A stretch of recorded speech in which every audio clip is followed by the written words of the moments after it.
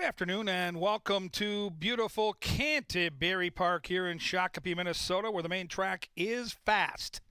And the turf? If you open up your programs, we'll go through the changes on tonight's 8-race program. No changes in race number 1. Race 1 is free and clear.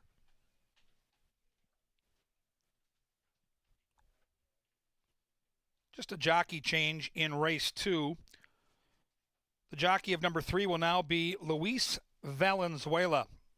Valenzuela hops on the 3, Ain't No Sweetie, in race 2.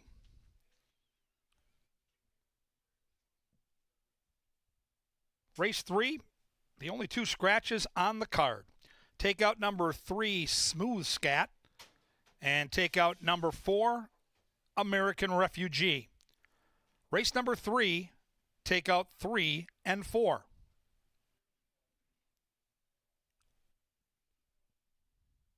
Races 4, 5, 6, and 7 will offer no changes. Free and clear on 4 through 7. And just one more jockey change to report. It's in race 8, where number 8 will now be ridden by Nicky Goodwin. The 8 in the 8th, ridden by Goodwin. We have a 10% takeout on our post-time pick 4, which starts with race 1. We also have a 10% takeout with that pick 5 tonight.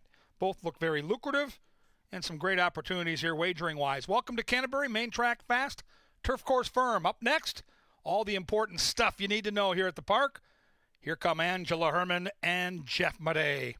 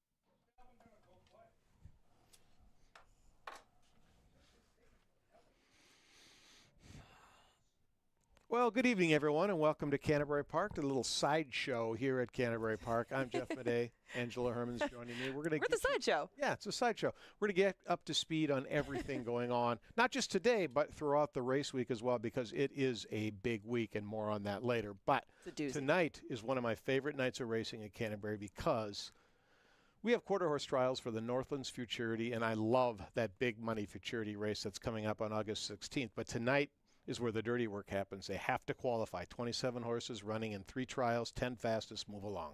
Well, right, and they have to face the clock. They're not necessarily gunning to win by 6 in this one. They are trying to qualify for the final for the Northlands Futurity. And amongst these 3 trials, we were just talking about some of the barns that have more representatives than others, and a lot of steam on the last race of the day. A lot of people honing in on that favorite. The other 2 looked a little more wide open to me, but you do see the cream of the 2-year-olds that are up here racing in the quarter horse ranks, and it's fun to watch them all come together for the Northlands Futurity, and that'll be the final 3 races on our card tonight. That being said, let's take a look at the current quarter horse trainer and jockey standings, and I think we'll see some familiar names. Yeah, you do. You see very familiar names at the top, that being Edwin Escobedo and Jason Olmstead. They team up a lot. They win a whole bunch up here, and they do have some good chances in the Northlands trials tonight, but you do see Angel Ramirez sitting in second, tied with Fernando Fonseca Soto, and that's one of the names that's tied to that 4-horse in the last, as well as Mallory Norton, and you do see Tyler Stein tied with her behind Jason Olmstead in the rankings. You'll see a lot of those names tonight, but the ones that led the way last year are leading the way this year as well. Absolutely, and probably the same holds true for the thoroughbred standings as well. When we take a look at that, and your main man, Harry Hernandez, right atop. Even though he went home for the birth of his first child, let Lindy maybe narrow the margin, but Harry on top. Yeah, had a lot to celebrate, has a lot of good mounts to come back to. I do think that he is going to have a good couple of days, and we'll see if he can extend that lead again. It's 3 right now, just 3 ahead of Lindy Wade, who's put some distance between himself and Gallardo, and he is not going to be riding his couple of mounts tonight, so could possibly put some distance between him and the rest of them, including Constantino Roman, who's just one behind Gallardo. He had made some hay while Harry was out of town as well, won quite a few races over the last couple of weeks. And Joel Burnt, of course, he has a lead in the trainer standings as well, as we'll see shortly. There it is. Yeah, quite the lead that he has, 8 to be exact, over Jose Silva, who we've mentioned when we looked at these standings, brought quite the contingent up here and starting to drop some horses. You'll see that barn drop quite a few horses, at least that I've looked at over the next week, that are very live in the spots that they're dropped into. Mac Robertson at 14, he too has some firepower. And Nevada Lippin does too. You can see them tied in 3rd. I mean, I have a lot of those names in here because they have a lot of horses in the next week, and they're putting them into spots where they're dropping them at this time of year. You're going to see a lot of that through August and September, and you're going to see some live horses at numbers that you might not normally see them at. Bruce Meyer wrote a little story for us on the Canterbury Park blog, looking at kind of doing a halfway summary. And Nevada Lippin was his halftime all-star with his positive ROI. So Nevada having a really good meet. Yeah, and one of the barns that's putting them in really good spots, especially when they come up from Oaklawn and they're trying the turf sometimes too. You can catch them at a good number, and they're having an outstanding meet. Now, we did lose a jockey out of the colony. Zeke Lara has left for Remington Park, and Zeke was, I think, pound for pound, one of the best long shot riders here at Canterbury Park. He seemed to have a knack of maybe going to the lead on a bomb and sneaking it home or whatever, but I don't think he got the mojo going that he had last year, but he certainly he made the most of the mounts he had. Yes, definitely. And like you said, could put a mount into a race that maybe didn't previously show a whole bunch of speed, and that helps on both of our surfaces here. We wish him the best of luck down at Remington. We'll miss you up here, but he did bring in a price more often than not and do it on the front end. So safe travels, Zeke. We'll miss you up here. One goes out, another comes in. We have a new face, Serafin Carmona, who rode his first ever mount last year. Now, Serafin, he's in his 30s, right? But he's been in the industry forever. Exercise riding, he decided to, because it's never too late, give horse race riding a chance. Let's take a look at this video and learn more about this new face.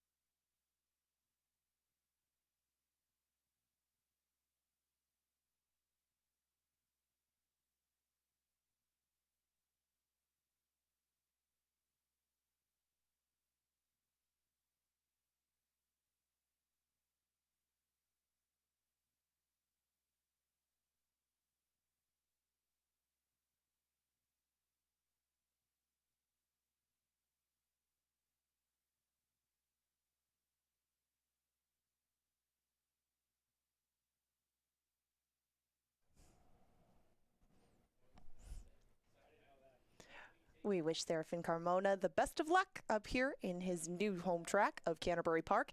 And we go to the play of the day in race number 4. I like Warchest tonight because Warchest in the 4th has landed himself in a field that has a lot of speed in it. You see the inside 2 drawn Tizona and Kinetic Swagger, and some horses to his outside, NK Rocketman and Carmenutes, that all have designs, close to the lead. Even if things don't crackle along, the traffic might be reduced for Warchest just by virtue of everybody going way ahead of him. He looks like he's in a great spot, and he's a recent claim for connections who have won with him before. And Warchest, as a result, is your play of the night. That play of the day, of course, is extremely dangerous and always profitable. So when you're putting together your multi-leg wagers, that could be a single for you. I think it'll be a single for other people as well, based on what you've just told them. Now, back to handicapping, though. You've got that there. That might not be a contest play, per se, because we have a contest going on in Express Bet. It's a $40 contest with a $20 entry fee and a $20 live bankroll. You're making 5, and we only have 5 thoroughbred races, so you're playing each race a $2 win place bet, and the people with the largest bankrolls win an entry to next weekend's Made in Minnesota night, where they can win a $2,000 entry into another contest. So tonight could be your night for handicapping, but it's a little maybe a different approach to betting because you're looking for longer prices, which hasn't been easy here at Canterbury. So sometimes you just have to take the winner and try to find a price later. But it's a really cool contest. I know you've taken part in it. I think our buddy Trevor Jewell won it last week. He's a local player here. Guys like Rick Dahl, the Oracle, Superstats Dave, they're all involved in it, as well as people across the country. Fun contest. Oh, yeah. To be considered in the same breath as Rick Dahl is, honor enough. So thank you, Jeffrey. But if you want to get involved in that minimal investment with some big prizes potentially in the future, and as you mentioned, you're just looking for value along the way, and you get to decide that as you go. Warchest may provide it, he may not, but it'll be a test of finding, what horse you think is at the right price and honing in on it. That's the contest tonight. Monday, August 14th, we've got a charity poker tournament that will benefit the Leg Up Fund. It's a $100 buy-in. 50 of that goes to the Leg Up Fund. The other 50 goes into the prize pool. It's a chance to push me around. I'm not a poker player, but I will be there. I'll be trying to hang on for dear life. There'll also be bounties on various players, like Paul Allen probably will be in there. Son Derek is signed up. Okay. And a bunch of jockeys and horsemen as well. So it's a chance to have a good time. It's a fun poker tournament. Not a lot of pressure. We have, have a few beers. Yeah, there's some savvy card players in there, though. Yeah, there are. Not me, though. I'm not one of them. You. But you know what? You can't win if you don't play. I think you told me that once. Yeah, just once. Speaking of playing, the All-Turf Pick 3 returns tonight and begins in race 2, includes 2, 4, and 5. You've got a special little ticket here that I think is a winner. A special little ticket. I do have a special little ticket, and you can see the middle leg does feature Warchest, the play of the night, as well as NK Rocketman, one of the speed horses in the mix. But it does start in the second. We'll stick towards the inside. I don't know how far apart those 3 are going to be on the board, but I was a little more interested in some prices, I guess, in race number 5, and those being the 2 Nevada Litvin trainees that you discussed, Mark the Moose on the inside and Samurai Mike.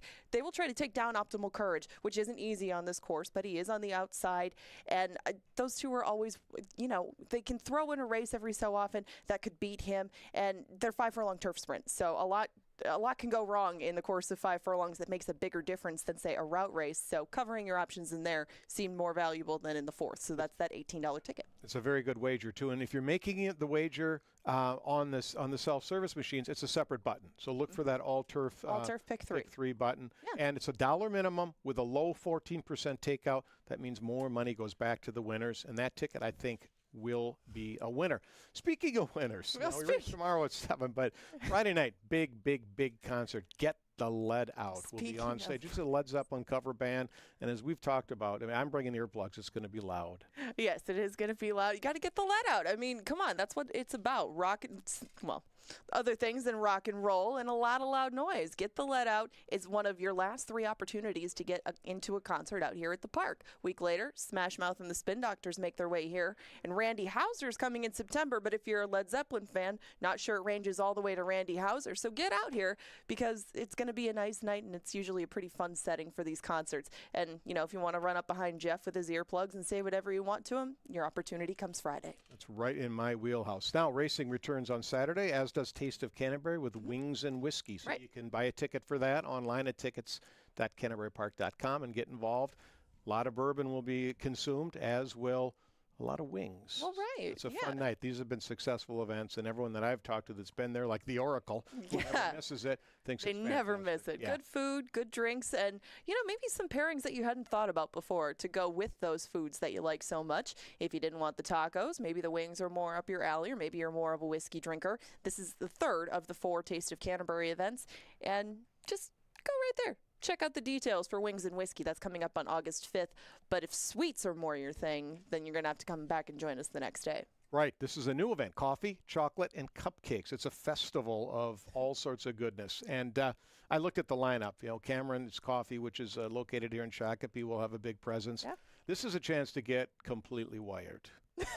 Yes, if a sugar buzz is more of your thing than an alcohol buzz, then the Coffee, Chocolate, and Cupcakes Festival is definitely something that you're going to want to check out. And, bring the kids. There's plenty of family day activities going on while you might be munching upstairs on the coffee, the chocolate, or the cupcakes. And you have 10% takeout wagers to go with it, start to finish. Every day. Yeah, every post time day. pick Not 4. Not just that day, but tonight too. Tonight too, yeah. I mean, go find cupcakes somewhere, I guess. But if you can't find the sweets, you at least have the 10% takeout wagers. The post time pick 4 starts in race 1 each day. And I understand that Kevin has put together a ticket. Kevin is waiting in the wings, and Kevin wants to take a look at race number 1. How's it sound? Yes, let's go to Kevin Gorg right now. And, of course, Paul Allen will be here to call the races. You'll be in the paddock. We got some special presentations, scholarships for some of our employees. We're going to recognize employees that have had long terms of service here at Canterbury Park. There's a special merit award to a horseman, our Groom of the Week, all sorts of action. But first, Kevin Gorg, race 1. Take it away, Kevin. Thanks, guys. Yeah, big night tonight. Looking forward to meeting those scholarship winners and wishing them well. Canterbury with all the jobs out here, and I'm talking hundreds of jobs that the Sampson family has provided and will provide for many years in the future. Great to see those young folks get their first step, and now off to college they go here later this month. We'll wish them well and give out some good scholarship money in the meantime. Let's handicap the first race together. Let's take a look at this field from front to back, and I thought I was getting creative a couple nights ago when I was sitting in the kitchen handicapping these races. Found a little 9-2 shot I liked here in the first, and all of a sudden I look up at the tote board now and it's 9-5. Well, it's working 9-5 is the name of the horse. Harry Hernandez gets the call for the Gutierrez gang, and this is a horse that's been sprinting. Now we're going to go a mile. We'll see if she enjoys the extra ground, but the one thing I thought when I handicapped and looked at the past performances, I thought she was lonely speed on the front end. I didn't see a lot of other horses that could go with her. Maybe the 5 out of those sprints can be a little closer to her early with Lindy Wade, but I do think working 9-5 has a pace advantage. I don't know if the distance suits her, but I'm willing to take a chance. I think the price will drift up as we get closer to post time. Right now, though, co-favored. Can't believe that. There's a good look at her in the saddling area. She looks good. It's a really warm night here. It's close to 90 degrees. It's a humid day here in Shakopee, so watching these horses in the paddock I think will be an important part of the process, and I think the one looks very, very well here so far. Number 2 is Silvera. She's a 9-year-old mare. She's won 6 times out of 72 starts. She's going from turf to dirt, and she's taking a class drop.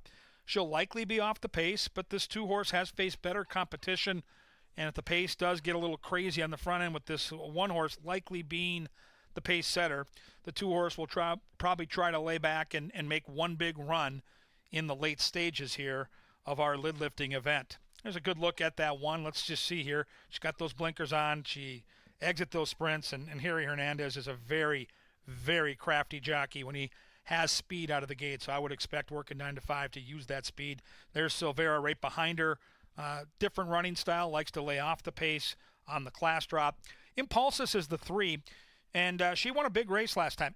8-1 was her price, and she had trouble within that race. She actually hopped right out of the starting gate and then hustled up into a speed duel on the backside and still was able to beat Come On Sweepy. So I think 9-2 is a really fair price on Impulsus. The only negative trend I could find is this barn, who's going well right now. Ryan Kenny won a race over the weekend. The barn is slowly heating up, but they are 0 for their last 15 when entering a horse off a win. So that's something to at least take a look at.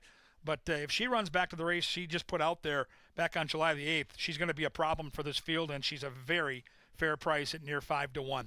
Here comes who I think will be the likely favorite when the dust settles with the wagering. That's the 4-horse. Come on, Sweet Pea. Come on, Sweet Pea's been running out here for years. 8 starts at Canterbury. She's hit the top 3 in 6 of those 8. She's showing some real good energy out here in the paddock. Getting a little warm, but she's got some good zip to her. She likes to lay back and make a nice big run late. Last time, though, Erica Murray had her closer to the pace. Izzy Hernandez gets back on board here. She showed some versatility last time. I still think she'll be well off the pace, and I do think she'll be a big-time threat when they turn for home. 5 is Atlantic Princess, another horse I'm going to use on my Pick 4 ticket, which we'll get to in a few minutes. But another horse that's stretching out off shorter races. Now, we don't see any route races in the past performances, but what we do see is a career record at this 1 mile distance with 4 starts. She has won 3 of those 4 starts. I think she's a major player here, and I'm going to spread a little bit on my Pick 4. I think this is a tricky leg with that post-time Pick 4. There's the final horse in line. Good-looking horse in the paddock. That's Piper Rose. Chip Boy, the trainer, a Kentucky Derby winning trainer, puts the Bug Boy on, Barrios Lopez. The Bug Boy just means that he gets a little less weight to carry around the track. He's a rookie jockey, carries 119.5 compared to the 124 that the others in this race will be saddled with. Here's a list of everybody's picks from top to bottom. Don't forget, fans, when you're coming to Canterbury, pick up a copy of that Star Tribune. Jay Litz is having a fabulous year handicapping the horses, and we love that Canterbury gets coverage in the Tribune. Great local paper. You can pick it up either online at startribune.com or all over town and grab that Star Tribune and get Jay Litz's thoughts. There you see his picks in race number 1. Fillies and mares traveling a distance of 1 mile. Our main track is fast. Our turf course is firm. I'll have a Pick 4 ticket for you in just a couple of minutes. Welcome to Canterbury. Enjoy the night. Should be a great one.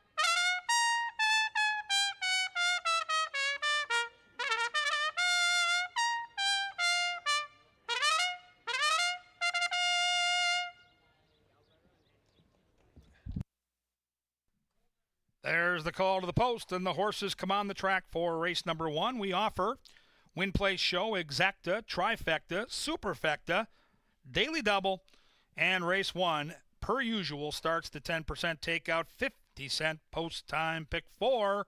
Pick 4 consecutive winners, and you share the prize. Thousands of dollars to play for, only a 10% takeout, best in the nation. That post-time Pick 4 and the Fillies and Mares for race 1 all start in 6 minutes. Don't get shut out.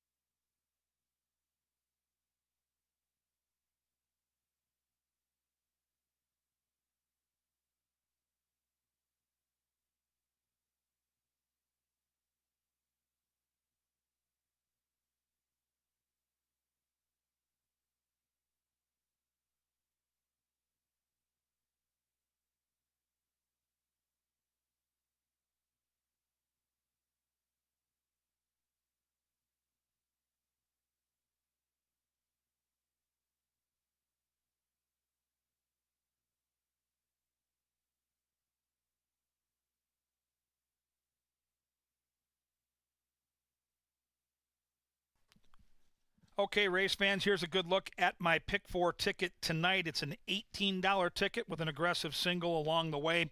I mentioned when the horses were in the paddock, I thought this race was tricky. I'll acknowledge that the most likely winner is the 4. Come on, Sweet Pea. Just don't see a ton of pace.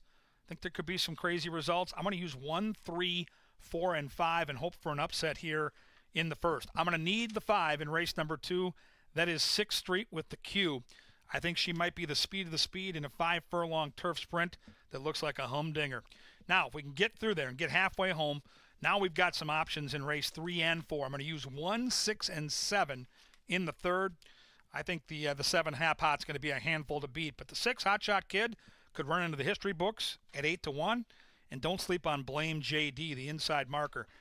We're alive through 3. We've got great options in the fourth. 4, 5, and 6. I like Angela's horse, Warchest, as an upset opportunity, but I like Carmenutes to win that race with Sosa.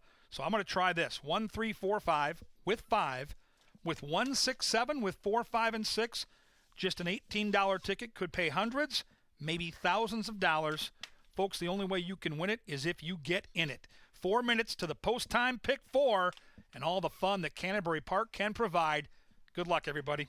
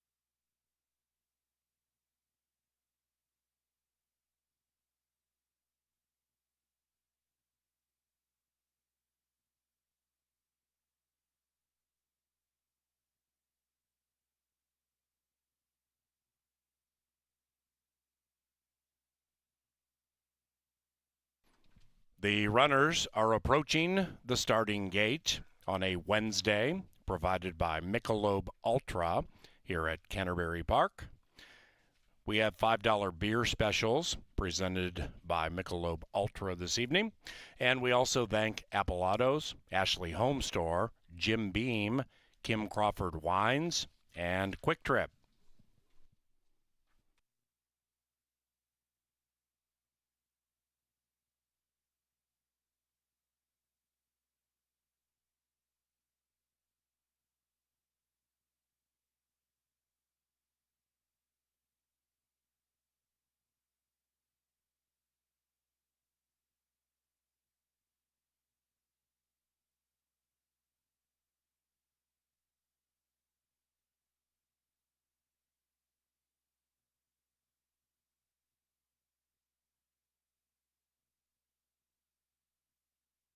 It is now post time for the first of 8 on a beautiful Wednesday at Canterbury Park.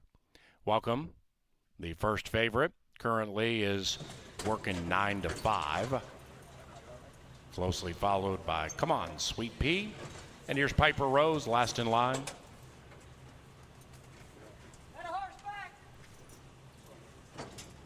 Six pack. Ready to pop for the post time pick 4. And they're racing.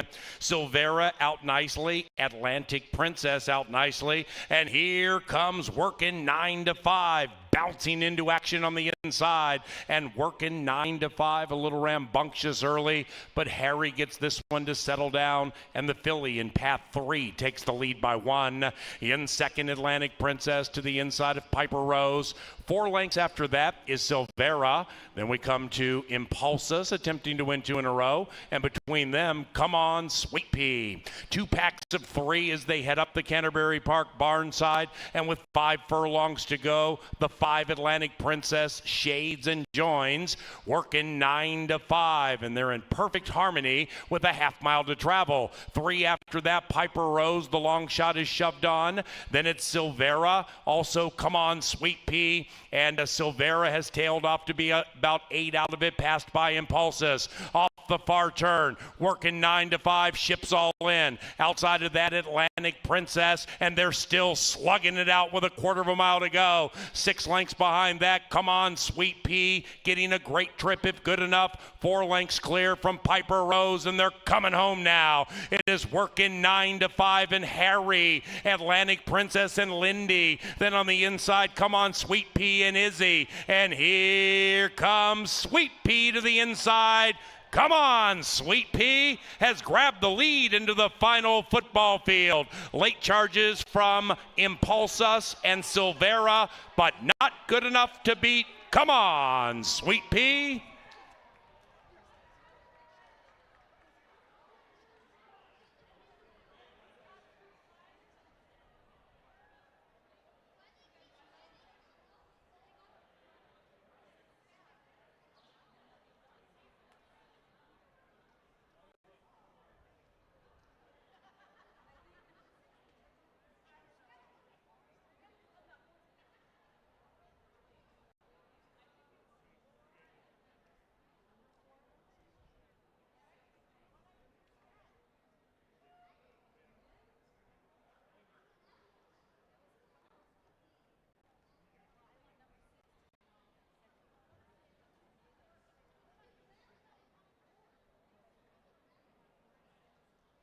Number 4, Come On, Sweet Pea. Unofficially first. Photo for the rest, 140.70 the final time. Welcome to our featured groups. They include Red River Commodities. They include Red River Commodities. AFET 40, Gray, Munson, and Hager. Minnesota Millwork and Fixtures, Minnesota Automobile Dealers Association, Canterbury Park Service and Scholarship Celebration, the Pomerleau Team, Ziegler Incorporated, United Healthcare, Credit Acceptance, and the Globe Runners Company Family Outing. 4-6-2-3 in the first.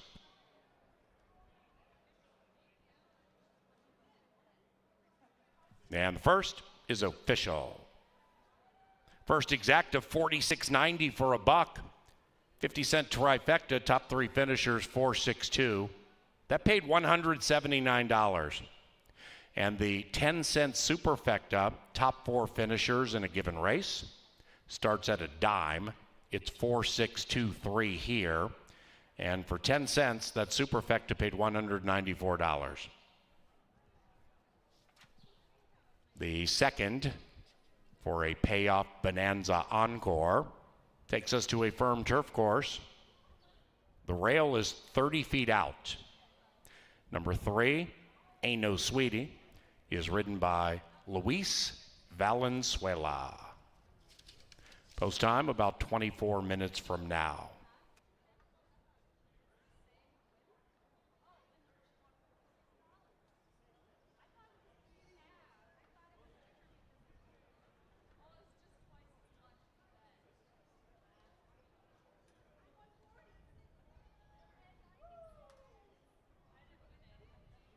The first race provided by Loeffler, and the first race winner, come on, Sweet Pea and Izzy, Israel Hernandez.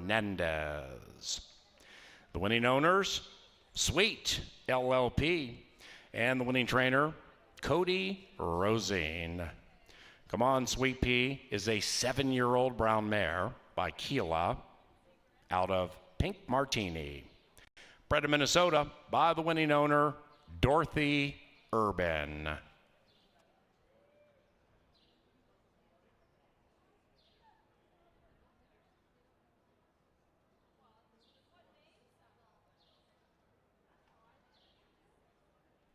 Race 2 is courtesy of Appellados, the official vehicle supplier to Canterbury Park. Whether you're here in Shakopee or taking in the signal nationwide, welcome to our races.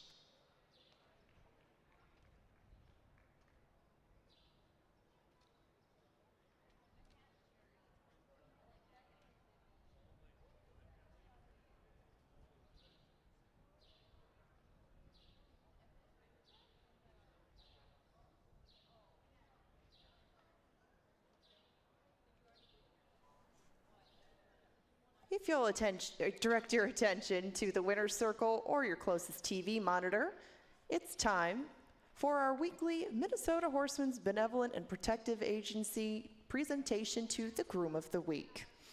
Hall of Fame trainer Mike Beeler consistently presides over one of the leading barns at Canterbury Park. And a big part of his success, according to him, is due to the dedicated work of Jennifer Toranjo. She's a natural with horses. She keeps them happy, calm, takes care of all their needs, and helps them perform at their best when it's time to race. She also has a great work ethic, never misses a day, and always pitches in to help out with the whole barn. No task is too small or too big for Jennifer. Congratulations! You are the Minnesota HPPA Groom of the Week.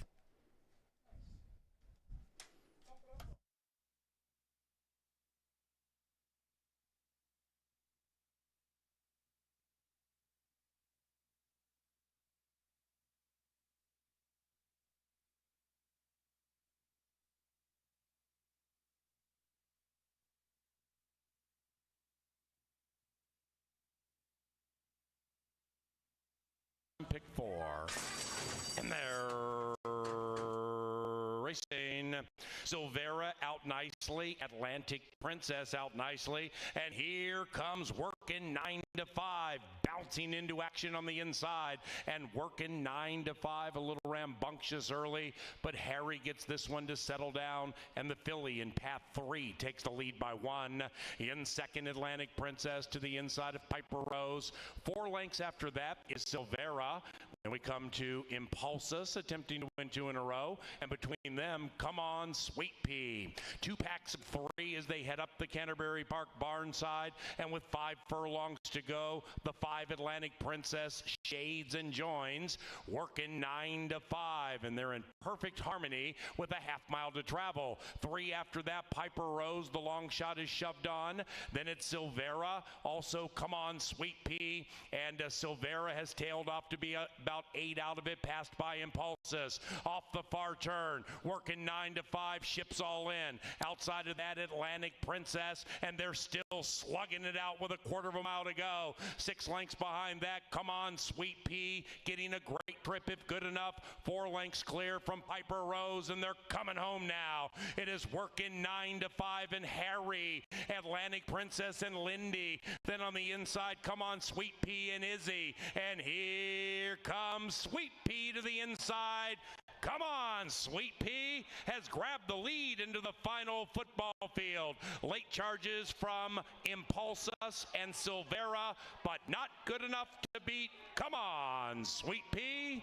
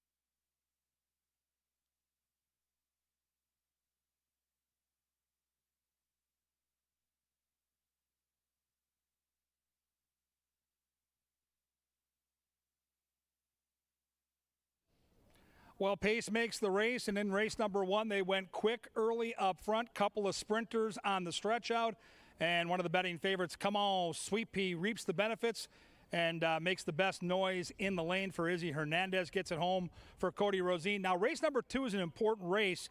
It starts our all-turf pick 3. When you go to the betting machines, it's a separate button. Find the button, play the all-turf pick 3 with a low 14% takeout. It's races 2, 4, and 5, all 3 on the grass. Find those 3 winners. You could find financial freedom. This bet has been way overpaying all year long. The all-turf pick 3 starts with a very interesting field here.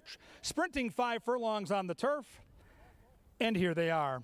Number 1 is Magic Glass. Anytime I see trainer Mac Robertson at double digits, it's a head scratcher. This is one of the all-time great trainers in the history of Canterbury. Izzy Hernandez, the jockey, looks to sweep the double.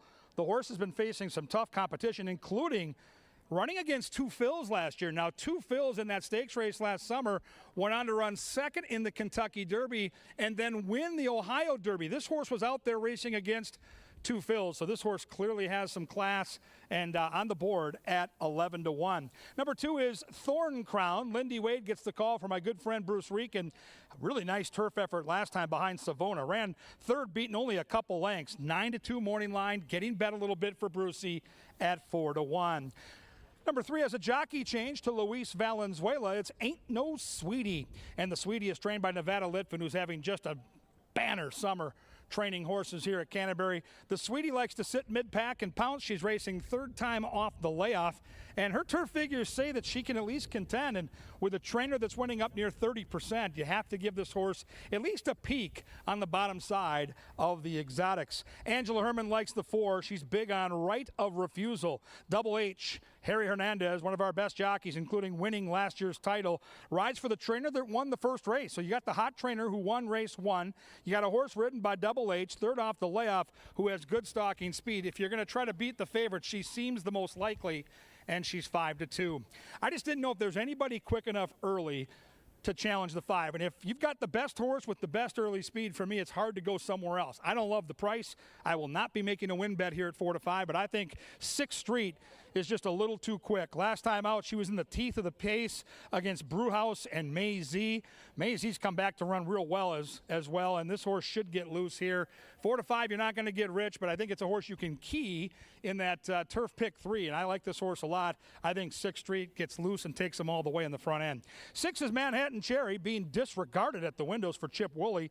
15-1 with the Bug Boy. Last time out, a maiden-breaking victory, and didn't run all that bad on the turf here last season. Makes a nice impression here physically in the paddock as well. All turf pick 3 time, races 2, 4, and 5. It's a $1 bet. You need 3 straight winners. You could score for a big amount of money there. So play that all turf pick 3. Now, there's not a lot of lines yet tonight. We usually have a late arriving crowd on these weeknights, but when the lines come, you're going to want to have an option. And that best option for me is the First Bet app. Download that app, put it on your phone. It's the preferred app of all of us in the press box. Then you can deposit money right onto your phone. You can bet Canterbury while you're here without ever having to get out of your seat. And the best part is when you win, you can take that money right back out. The First Bet app, the preferred app of the Sharpies upstairs. Right now, get on your app, get your bets in, because race number 2 is coming up. And coming at you next.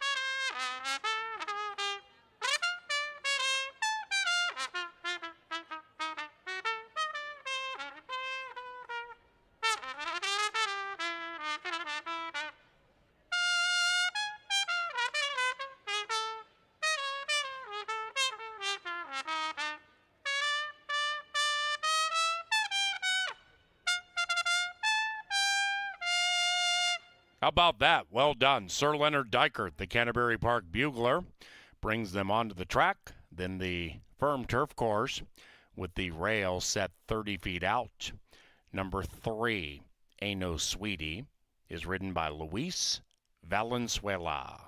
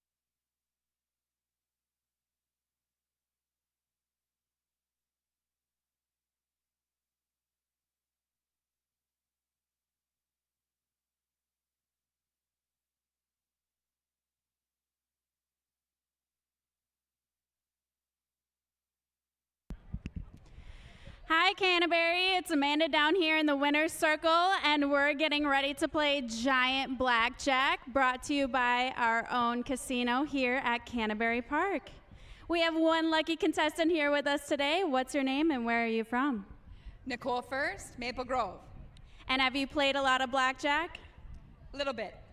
All right, well, let's get ready to play. We have a couple Canterbury teammates here down to help us out. We're going to deal out her first 2 cards. All right, and flip your cards over so the crowd can see.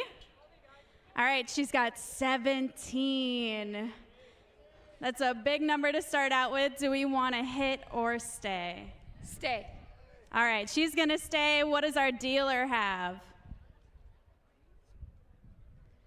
6. All right, she needs to get up to 17. Let's see. We've got 8. Keep going.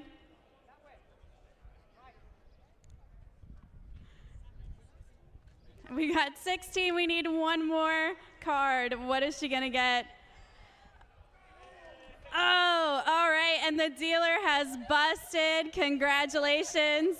You've won a daily double pack and a deck of cards from our casino here at Canterbury Park. Thank you. Thank you.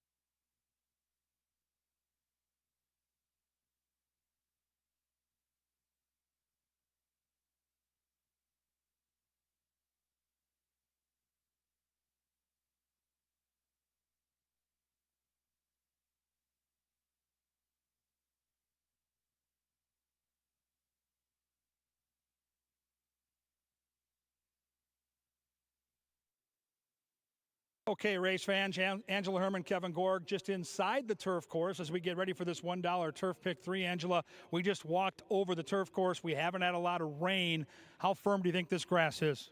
The turf is firm, people. The turf is firm. It was very firm walking across. It was just clipped and the rails are out, which all leads me towards those inside posts that I used in this Turf Pick 3. Watching them come out, Thorn Crown was a little bit warm. It is a hot day out, but everybody else was showing a bit of energy but still containing themselves pretty well. I think this is going to be a good one. Yeah, I think the 5 horse, who everybody's on and everybody's betting right now, certainly is the horse to catch and the horse to beat. But she will need a clear lead to win. You happen to think that she might not have that clear lead. Why is that? I would guess the right of refusal and maybe even Thorn Crown with a clear run through could put some pressure on her and put her into a pretty wide spot considering those rails are out. And if she doesn't show more stick at the end of things, I think that she could end up just tiring out a little bit in the last furlong or so. So I tried to beat her. Angela makes a great point, fans. With the rail being out, it is firm. It likely will play to speed in route horses. But in these races, if you get hung out wide, which the 5 might if she doesn't get clear, that can be a problem. As you look at this Turf Pick 3, Angela, if the 5 gets beat here, we're talking about significant payoffs. So you're going to want to spread down the road in 4 and 5. Yeah, I would definitely say so, especially in race number 5. That looked like an interesting heat of horses. I did use a few in there, but make your Turf Pick 3s while you can right now because they're about to walk on the turf course. Yeah, I thought the 1 and 2 got a little bit washy. PA, I thought the outside 3 all looked the best, including Angela's 4 and my 5. Love turf racing, love watching it down inside the turf. Can't wait to hear your call.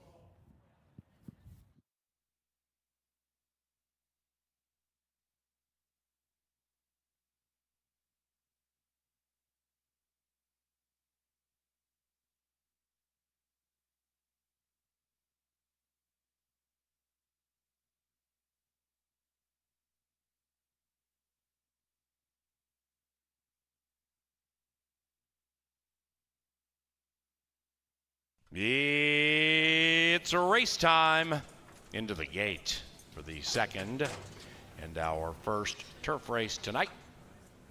First turf race of the week.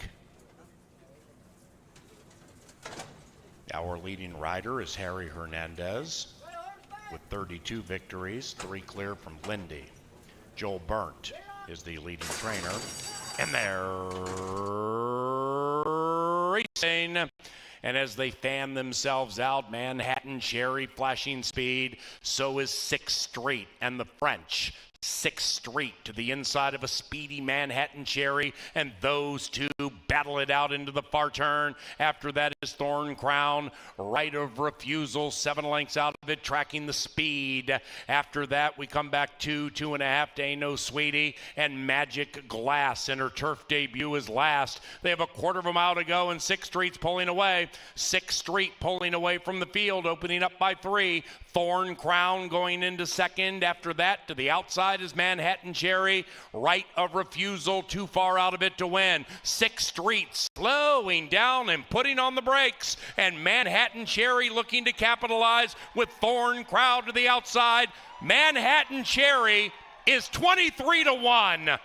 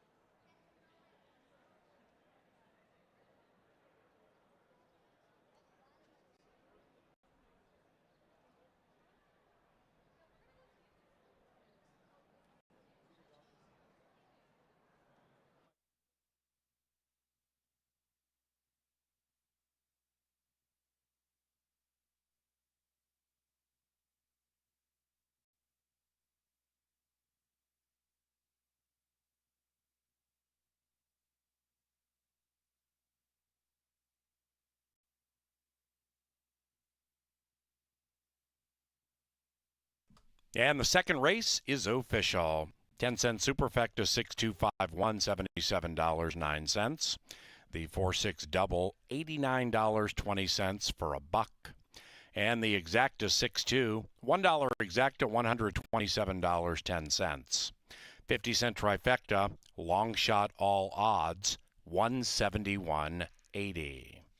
The third race takes us back to a fast main track, scratch numbers 3 and 4.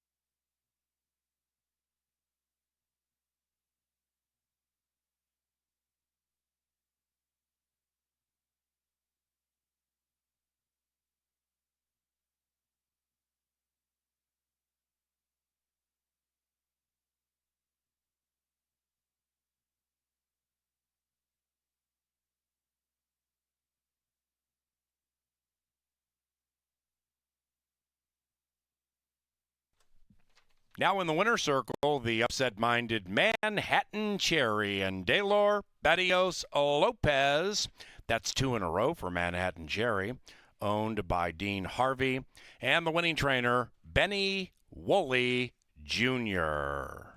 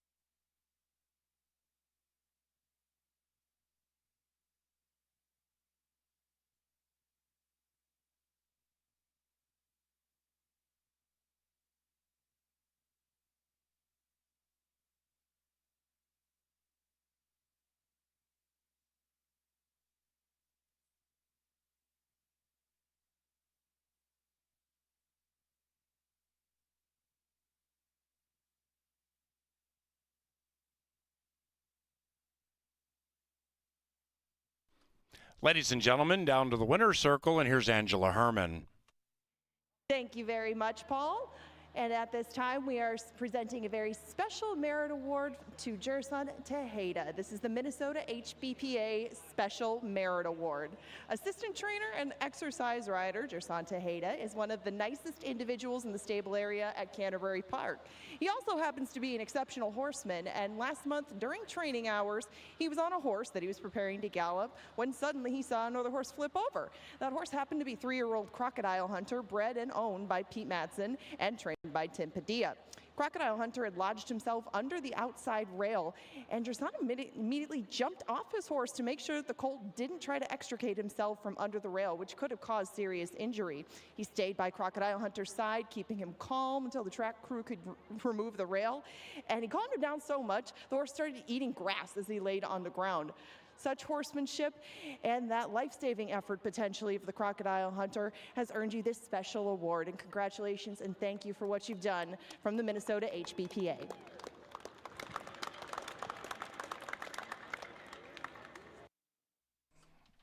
And indeed, congratulations to Mr. Tejeda. And keep your attention on the winner's circle, please, as we recognize the recipients of the 2023 Canterbury Park Team Member Scholarship Program. Now, this program recognizes outstanding achievements, community service, and contributions to Canterbury Park, as well as academic excellence. A very special thank you to our scholarship sponsors, the Sampson Family Foundation, Mr. Dale and Betty Shenian, and Canterbury Park. So let's head down to the winner's enclosure, and here's Kevin Gorg. All right, folks, let's meet the winners of this year's scholarships. Very proud of these youngsters. We'll start with Abby Pysick of Security, who will be attending South Dakota State University. Way to go, Abby. Up next, Alex Duncan of Track and Grounds, attending St. Cloud State University. Go Huskies. From Human Resources, it's Mara Gillum, heading to North Dakota State University. Of course, she's got the green on today. She knows. And finally, Shreya Jain of Special Events, attending the Ohio State University. Go Buckeyes. Fans, we congratulate this year's scholarship recipients, thank them for their work at Canterbury Park, and wish them the very best as they pursue their dreams. Good luck, you guys. Well done.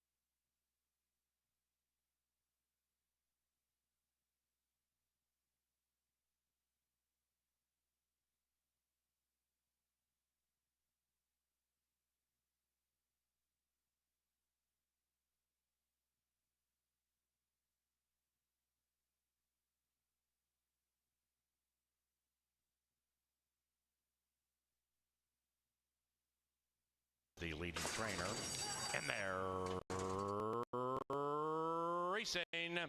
And as they fan themselves out, Manhattan Cherry flashing speed, so is 6th Street and the French. 6th Street to the inside of a speedy Manhattan Cherry, and those two battle it out into the far turn. After that is Thorn Crown, right of refusal, 7 lengths out of it, tracking the speed. After that, we come back to 2.5 to Ain't No Sweetie, and Magic Glass in her turf debut is last. They have a quarter of a mile to go, and 6th Street's pulling away. 6th Street pulling away from the field, opening up by 3. Thorn Crown going into second. After that, to the outside is Manhattan Cherry. Right of refusal, too far out of it to win. 6th Street slowing down and putting on the brakes, and Manhattan Cherry looking to capitalize with Thorn Crown to the outside. Manhattan Cherry is 23 to 1.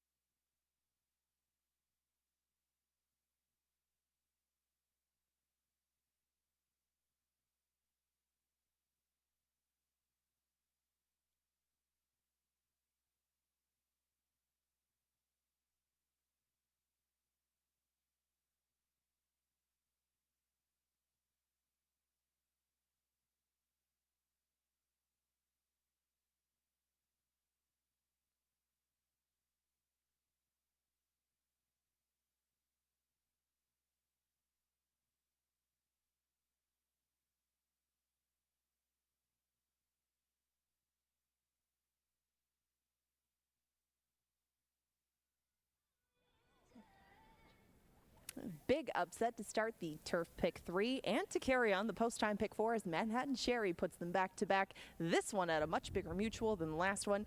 And we go back to the dirt for race number 3, and we have our Knight's 2 scratches in the third. Please take out the 3 Smooth Scat and the 4 American Refugee from this claimer. It's a high-priced one. They go 6.5 with the rail horse starting things off. That's Blame JD. Blame JD has a very admirable record over our main track in just 3 starts. He hasn't missed the exacta. Didn't like the rail draw, but he does get more ground to work with than he has recently. This one's been going 5 furlongs on the turf last time around. Might be able to pitch that one out. It was his first turf start, and 6 on the dirt. Now, this horse has had a very different 2023 than he did 2022. We haven't seen him at this level up at Canterbury, though. I was willing to give him another try, considering he might be a decent price. And right now, he's 4-1 with 11 minutes to post. But some of the conditions of this fit him pretty well. He can sit just off the pace if Harry Hernandez wants to. It's just getting out from that inside post that could prove to be a problem. Mongolian B just next door looks good down here in the paddock, and this is going to be his second start for his current connections. They claimed him out of a turf sprint on July 2nd where he finished 3rd. It was behind Knowles Angel, and lots of horses have lost to Knowles Angel on this turf course going 5. Mongolian B did pick up some pieces at the end of it and should like 6.5 from that perspective, but he does get back to dirt, and that was the last time that he won. It was at this sort of level. It was at Canterbury. It was by a few lengths, but prior to that, when he had faced off against his company down at Hawthorne, he ran pretty well too. Makes sense that he would be back in this spot, and right now he is 4-1. Scratch the 3, scratch the 4, and go to Prize Fighter. This is another one trying to start a win streak. Got one last time, and he was pretty tired at the end of that 6.5 furlong race, but he did hold on by a nose and cut wicked fractions up front. Anybody that wants to go fight with Prize Fighter on the front end, and they're going to have to in this spot, is going to have a very tough time on the front end. He's 8-1, and Prize Fighter, again, has done this sort of thing a lot on Canterbury's dirt and done very, very well. It's 4 for 6 in the top 2 to be exact. That leads us to Hot Shot Kid. Hot Shot Kid has the best record of all of them, and Hot Shot Kid has done a lot of winning sprinting along the way. You can see some some sprint stakes in his past. I mean, from 17, he won the Vic Myers. He won the Minnesota Sprint Championship in 2018. He's won the 10,000 Lakes a couple of times. He can do this sort of thing, and on the cutback and on the class drop, he made quite a bit of sense. I took him in second, and I thought that he might be a better price than 4-1. Maybe he will be by the time all is said and done. But really, if things go the way that they are setting up to on paper, he should have some pace to run down, and this could be a very good spot for him to put himself into the history books at 4-1. You get 9-5 on the horse just to his outside. Hap Hot, and Hap Hot will be difficult to run down on the front end. The scratches will help him, as Hap Hot prefers to control things from the start. He's used that speed and been very, very effective with it this year. He is your 2-1 favorite. He might be even lower than that by the time all is said and done. The outside horse has changed hands recently, that being Sea to Success, and Sea to Success was claimed out of his last start. Sea to Success gets the outside running off that 3rd place finish. 6.5 has been kind of this one before, and Sea to Success is going to make his 3rd start since April, but he's had 2 very good shots at this from the outside, pushing the pace along, and like I said, this pace could be hot.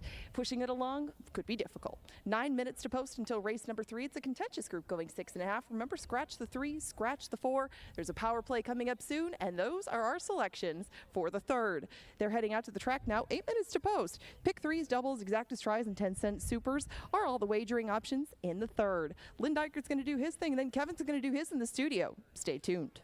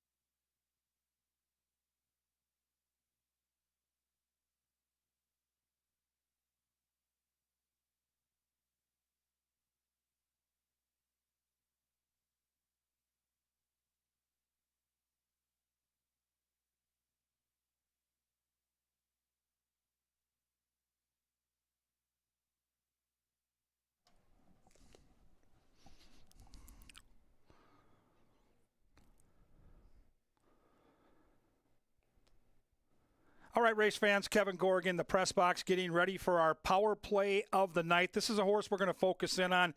Later, you'll see my pick 5 ticket. I'm going to single this horse in the pick 5. And I tout quarter horses up here in the power play as often as the sun eclipses. So I've got a strong opinion tonight in race 6 on number 7, Relentless Bay. And let's take a look at the past performances, and let's start where it should start, with the trainer. Jason Olmstead is unbelievable at his craft. He's the best quarter horse trainer we've seen since Ed Ross Hardy. They're legendary, both of them. And when Escobedo rides for him, they win at about just short of 40%. He's ridden this horse 4 times.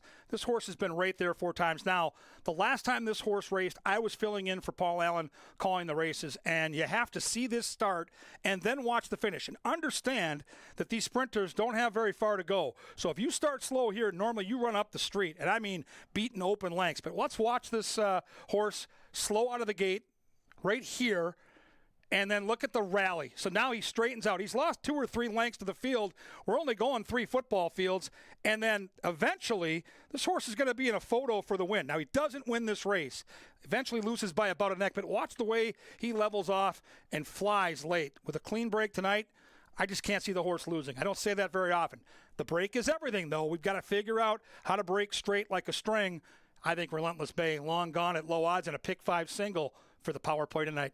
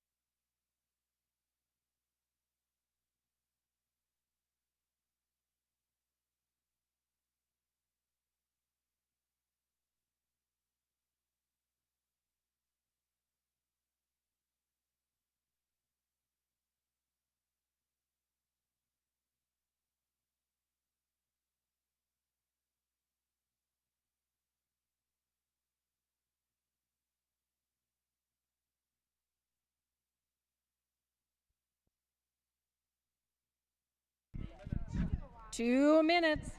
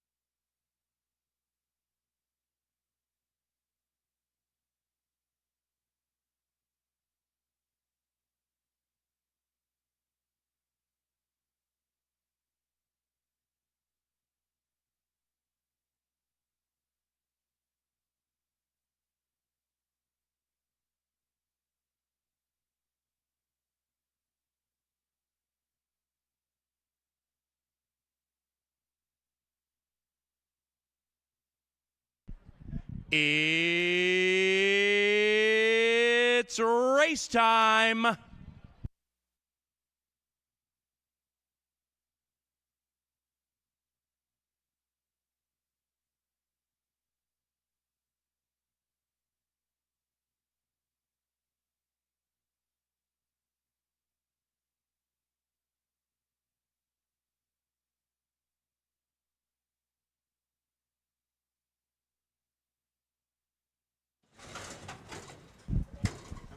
And they're moving in line now for race number 3.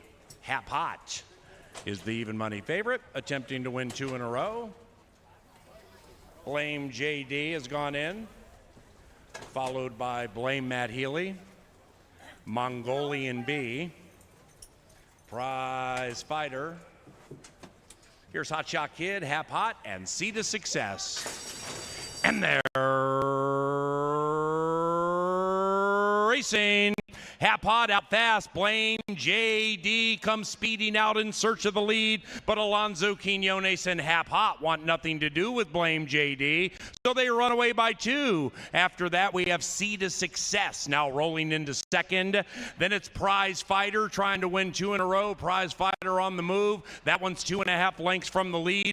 Mongolian B is being shoved on in the early stages, and Hot Shot Kid is right there with that one. And the field is separated by 3.5 lengths. They're sardined into the far turn. Hap Hot leads it by a tenacious neck. See to Success, Badgers to the outside. Then it's Blame JD. Hot Shot Kid is circumnavigating and about 5 lengths from the lead with Mongolian B. And here they come, charging down the Canterbury Park stretch. And Hap Hot says, you better come and get me if you want to win. Hap Hot opens up by 3. See to Success is tired. Blame JD is tired. And on the outside is Hot Shot Kid. And Hap Hot has won 2 in a row. Put a Q around race 3. Hap Hot wins.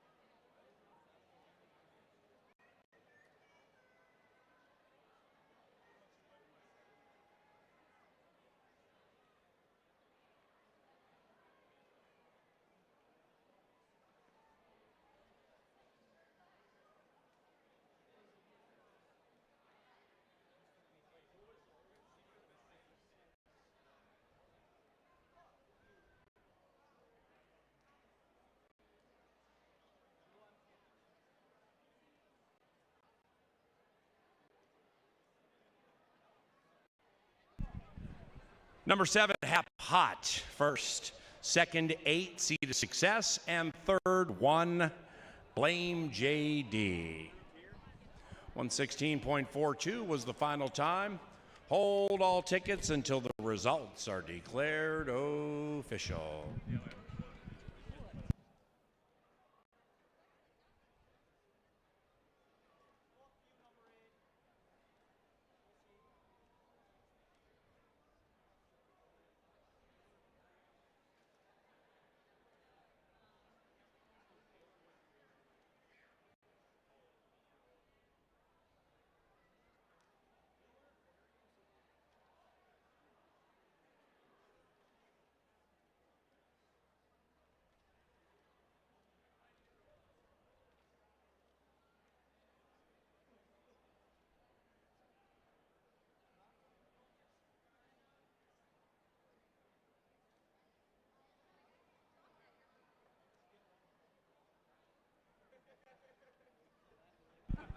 Hot Shot Kid fourth.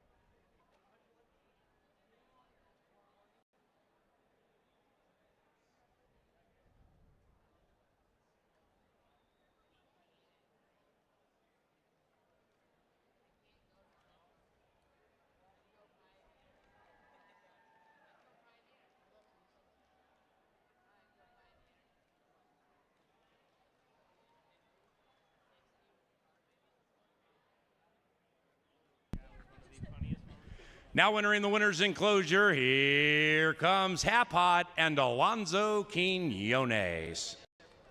The winning owners are Suzanne Stables and the winning trainer, Tony Rengstorff. Hap Hot is a 4-year-old chestnut son bred in Minnesota by Barbados out of Fan Fest. Stand by for a special presentation in the winner's circle and also the posting of the prices for race number 3.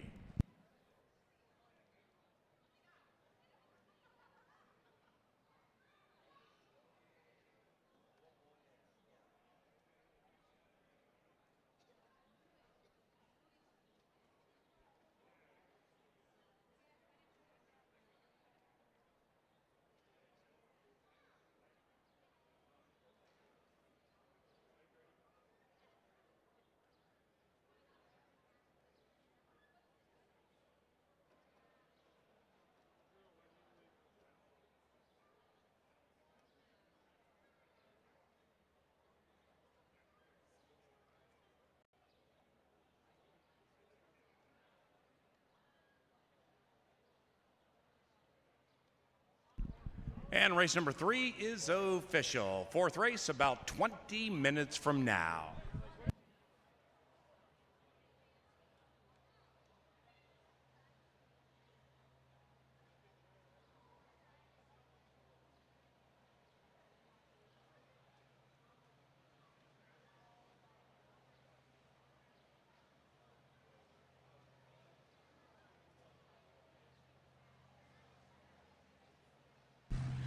Ladies and gentlemen, directing your attention to the Canterbury Park winner's circle or TV monitors or the big screen in the infield, we have assembled some dedicated Canterbury Park team members.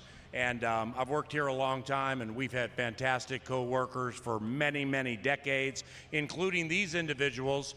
And we are celebrating their commitment and their loyalty and their service to Canterbury Park. Those who have worked here 15, 20, and 25 years.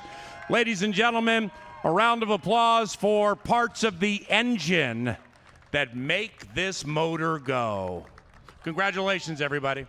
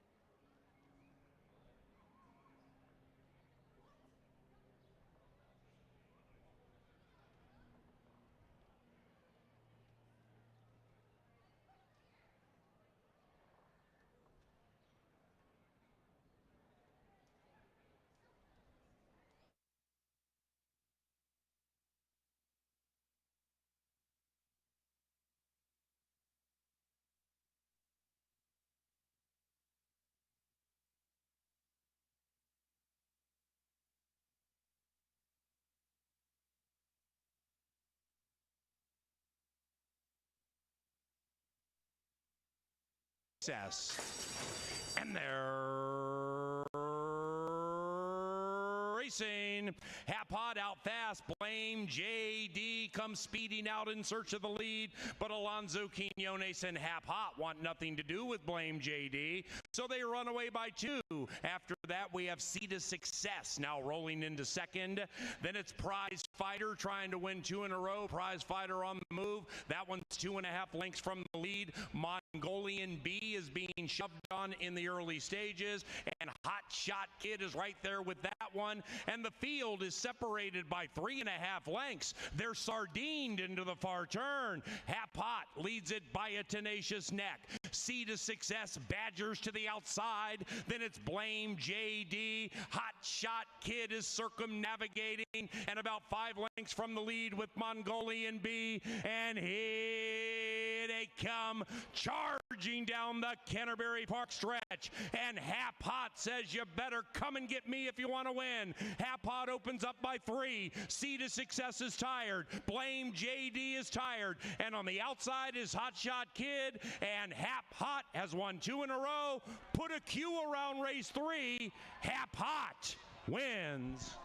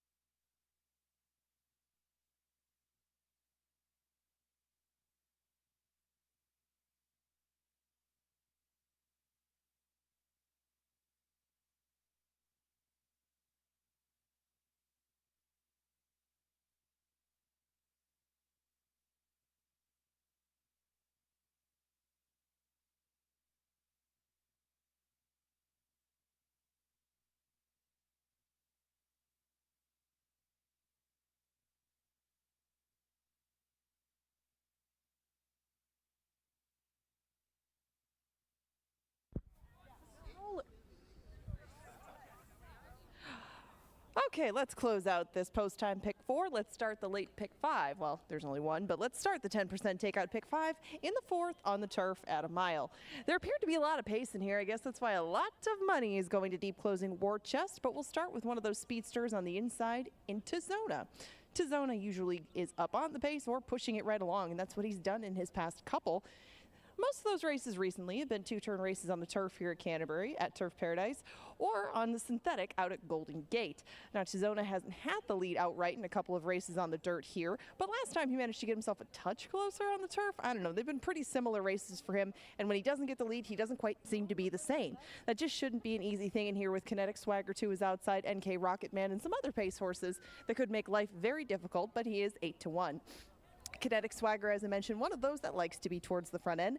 He took all of 2022 off. The last time that we had seen him prior to June of this year was November of 2021, and that's when he had shown more of that speed. He has been on the turf course a couple of times, going route races, and pushed things along, but they were slower fractions than Tizona did, so Kinetic Swagger might have to dig a little bit deeper to push things along today. Otherwise, might be relegated to a mid-pack spot, and that's not been his favorite in the past. You get 6-1 on Kinetic Swagger, though, and he's only missed the board a few times on this turf course. A good horse to get a piece at a price if you do like playing some of those vertical options. Feeding Frenzy comes from further out of it. This horse probably will get the sort of setup that he wants, but he's got that in a couple of races earlier in the year, in June and May, and didn't make much of a close. He did get 4th and 5th in those two, but they kind of set the table for him. So if Feeding Frenzy can't do it then, hopefully he's got a little bit more seasoning to him, improved now, but Feeding Frenzy should be a healthy price. He is 6-1 and should be closing late along with War Chest, but War Chest seems to have just been a little bit more on his game this year. War Chest did manage to get close in that last one. He was less than a couple lengths behind Zuma Rudy,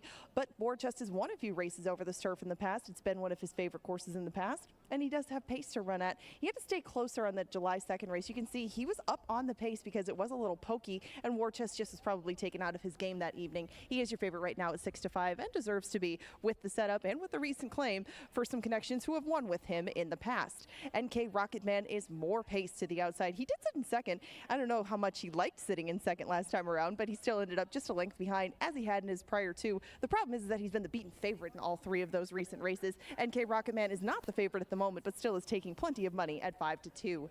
And on the outside, Karma Newts took a big step of improvement last time around. He just got run down, but Karma Newts did manage to put away another pace horse. He'll have to do the same thing today, but he might have to put away a couple to come home in front. Karma Newts is going to have the outside running and probably could stay in whatever position they want, but he still has to up his game just a touch at 5-1 if Karma Newts wants to stay close to the front end and hang on, as this pace should be very solid. This starts the late pick 5. It's a 10% takeout wager. It's a 50-cent minimum, and it starts in 9 minutes. The other wagering options in this one include doubles, exactas tries, and 10-cent supers. You have a group of 6 headed out to the track, and they'll take off in 9 minutes for the 4th. Your heavy favorite remains War Chest, currently on the board at 6-5. That's who I like in here, but find out who Kevin Gorg likes in this race and beyond, as he is going to take you through the pick 5 coming up next.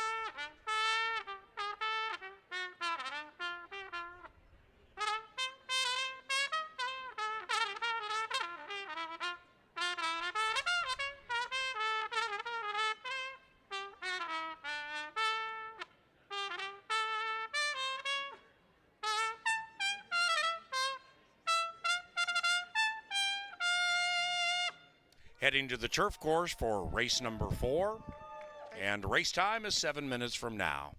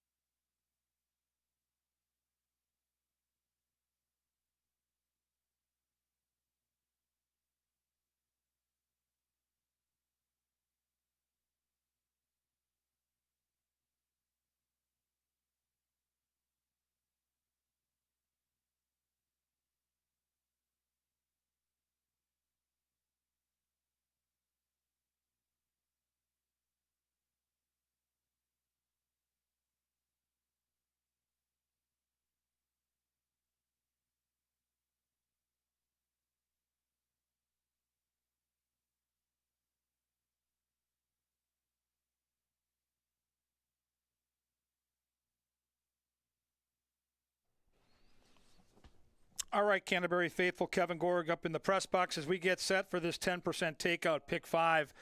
A very tricky puzzle tonight. 2 thoroughbred races, 3 quarter horse races. I've assembled a $45 pick 5 ticket. And in this turf race right here, I thought the outside 3 had the advantage. I can see Warchest coming late, picking up the pieces. I think the 5 and 6, though, both with their natural speed are in a good position for victory when they turn for home. I'll use 4, 5, and 6 here.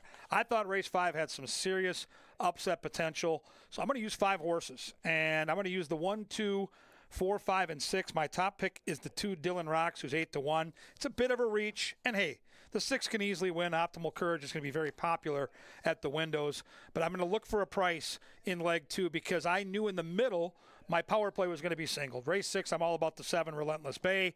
Got to get the single home. And then we've got some chances late with the quarter horses. 3, 4, and 7 in the penultimate race. Looks like a pretty evenly matched field. The 3 horse is nearly 5-1, and she can beat the boys. She's talented enough. And then in the final race of the night, I'm going to use the 4 and the 9. The 9 is Relentless Minnie. The 4 is Silver Dakota Moon for Mallory Norton. Interesting trials on the back end. So here's the ticket. $45 play. 4, 5, and 6 with 1, 2, 4, 5, 6. Single to the 7 with 3, 4, 7 with 4 and 9. The pick 5 is a game of survival. The more horses you use, the more it costs. Once you have a race where you don't have the winner, you're booted out. But if you survive all 5, you share the pool with all the other winners. And our pools have usually been 60, 70, 80, even more as far as thousands of dollars. In fact, a week ago Sunday, so we're talking 10 days ago, the pick 5 for 50 cents paid over $30,000. It's an awesome endeavor. It's a 10% takeout. And we're 4 minutes away from that 10% takeout pick 5. Get your tickets in now, and good luck, everybody.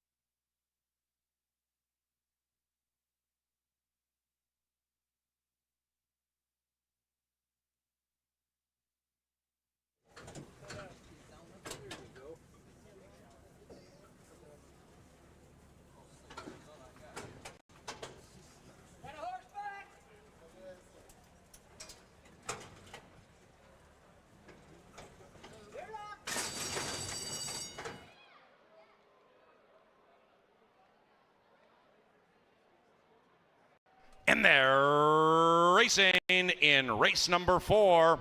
And with 1 lap to go, Kinetic Swagger popped out of the gate with plenty of swagger. NK Rocket Man joins the Pace Brigade on Lauren's birthday. And they corner as one, and they're going rather quickly, about 2.5 lengths clear from Carmenutes. 2.5 behind that to the 8-year-old Tizona. Then we come to fellow 8-year-old War Chest, 7 lengths from the front, and to the outside of Feeding Frenzy. They head up the Canterbury Park barnside in race number 4 on the firm turf, and it's Kinetic Swagger tugging them along by a neck. Right next to that one, NK Rocket Man, and now a couple are offering bids with 3.5 to go.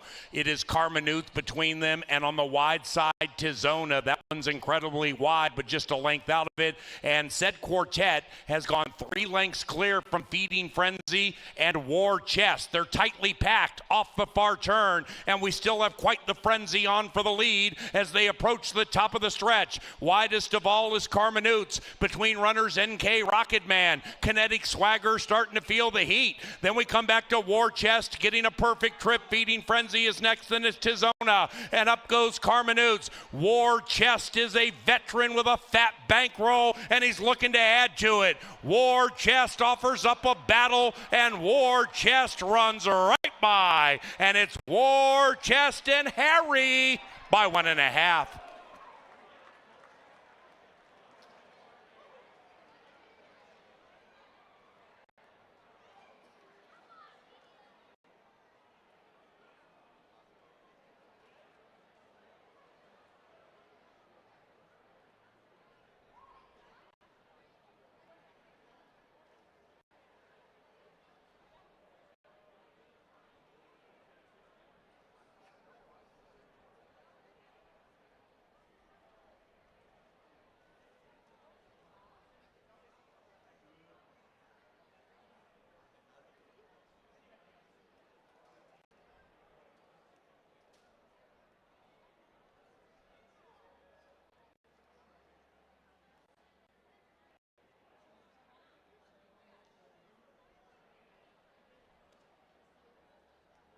Number 4, War Chest takes down the prize.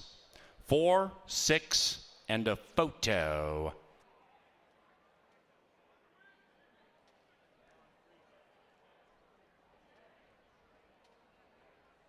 The 4th race, courtesy of Maker's Mark and Jim Beam Bourbon. Elegant, smooth, refined. Also by Busch Light. And we welcome those with Minnesota Automobile Dealers Association to the racetrack. That is our featured group for race number 4.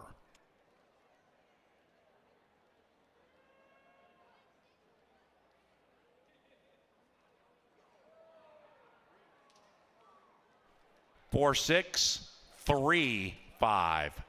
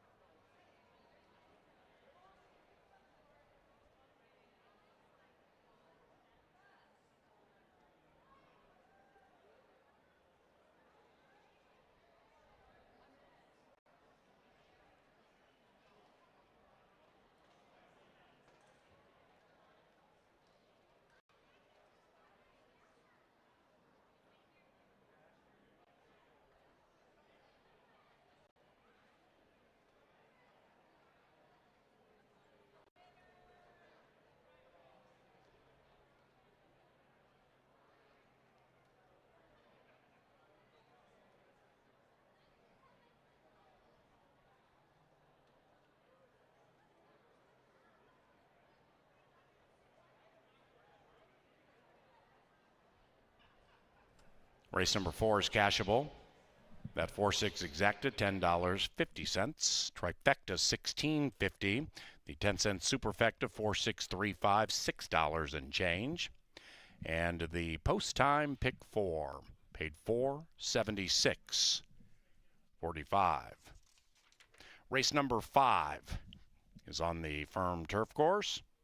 We have no scratches or rider changes, and they'll be to the gate about 22 minutes from now.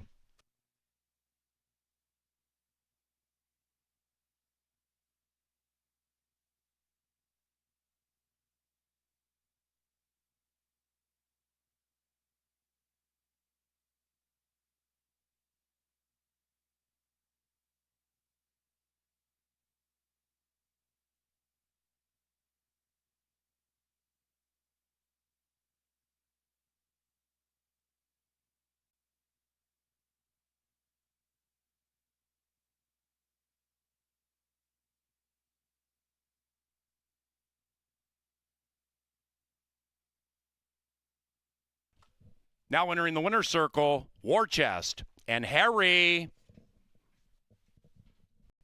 Hernandez. War Chest is owned by Justin Revax Rocket Wrench Racing. And the winning trainer, Tony Rengstorff. Behold, War Chest.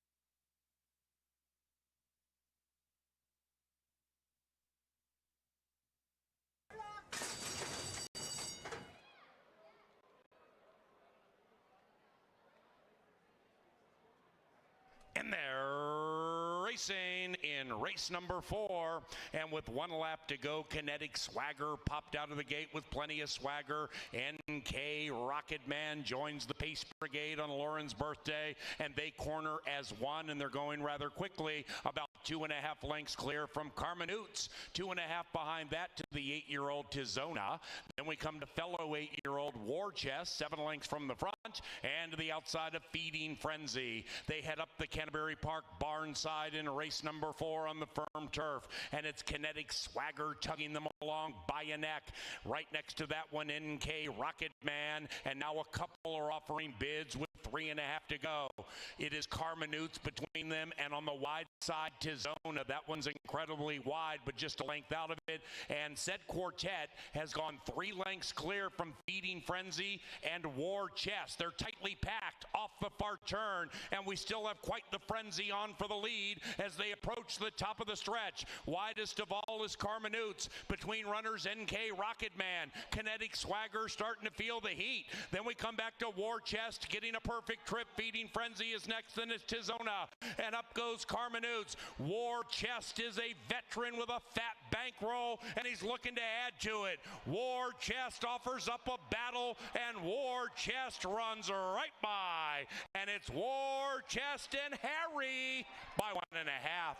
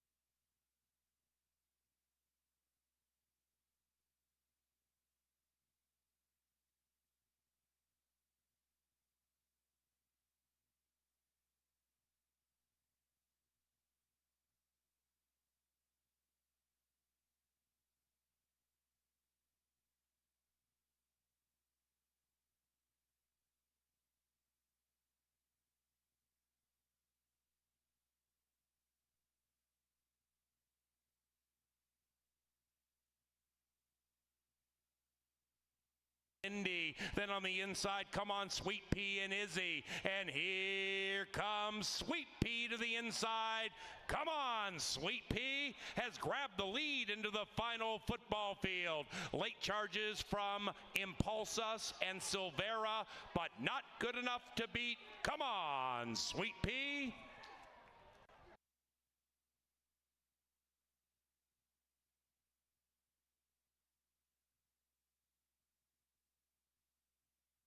Into second. After that, to the outside is Manhattan Cherry. Right of refusal, too far out of it to win. 6th Street slowing down and putting on the brakes. And Manhattan Cherry looking to capitalize with Thorn Crowd to the outside. Manhattan Cherry is 23 to 1.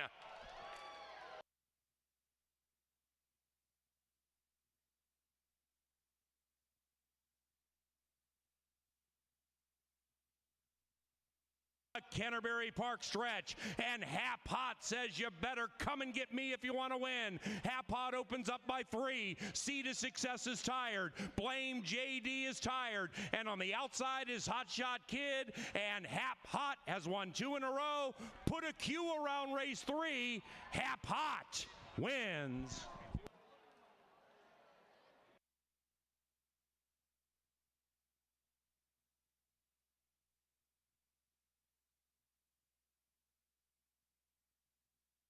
Back to War Chest, getting a perfect trip. Feeding Frenzy is next, then it's Tizona, and up goes Carmen Oots. War Chest is a veteran with a fat bankroll, and he's looking to add to it. War Chest offers up a battle, and War Chest runs right by, and it's War Chest and Harry by 1.5.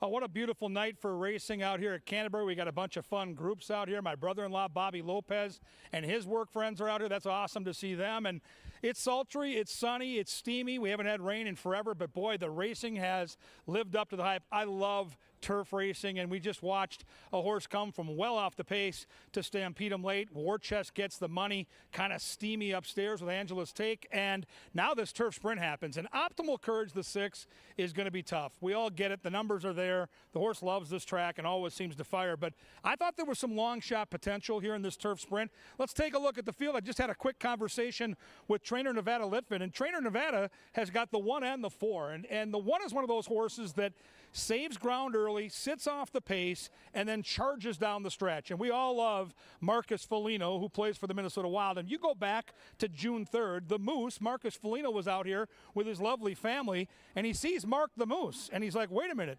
I'm Marcus Foligno. I'm Mark the Moose. He bet this horse at near 12 to 1. Rich get richer. The horse came from nowhere and got the win. So that's the backstory with Mark the Moose. He should be, again, well off the pace early, but he should be charging late. We'll see if the Moose gets it done for trainer Nevada Litvin.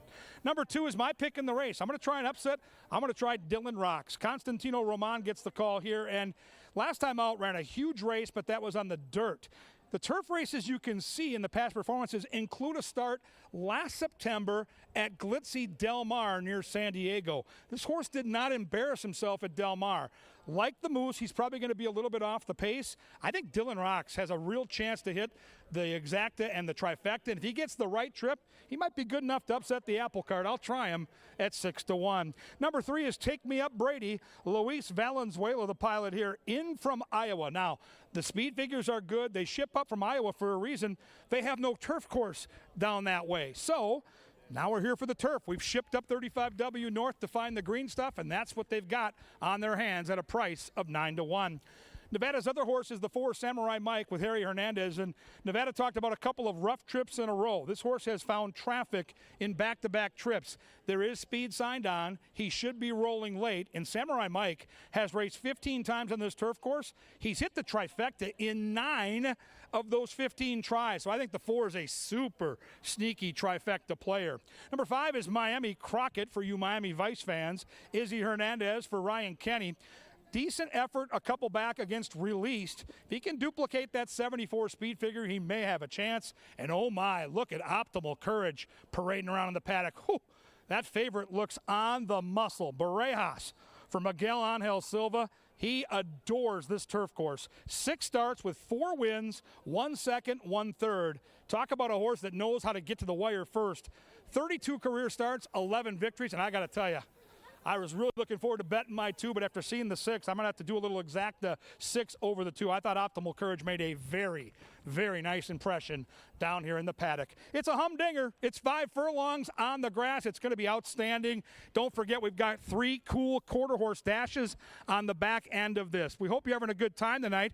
Don't forget, you can bring your family or friends or work groups out to Canterbury and get special discounts on tickets and cool places to watch the races. Head to CanterburyPark.com. Put your group on track. We've still got a month and a half of racing here in Shakopee, and you need to be the hero in your work group or family. Work groups, CanterburyPark.com. Right now, it's race number 5. They'll be at the gate in around 8, and then they're going to get it on.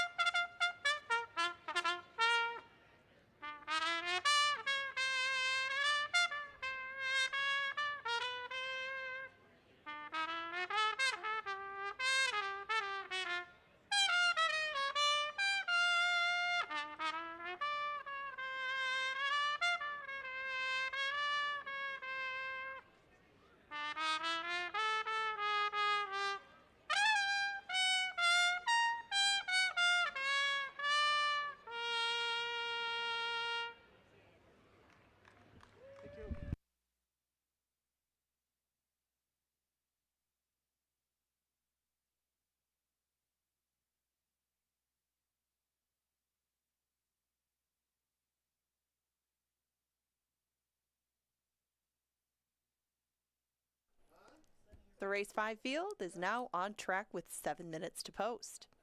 The 5th race starts the late pick 4 in addition to doubles, exactas, trifectas, and 10-cent superfectas. This 5th race is at 5 furlongs on the turf, and your 4 to 5 favorite is the 6 Optimal Courage. 7 minutes to post. If you just joining us, or if you got here a little bit late, didn't hear some of the things that are coming up at the park, we got Get the Let Out coming this Friday. That's a Led Zeppelin tribute band. We've also got Smash Mouth, the Spin Doctors, and Randy Houser still on the Canterbury Concerts at the Park lineup.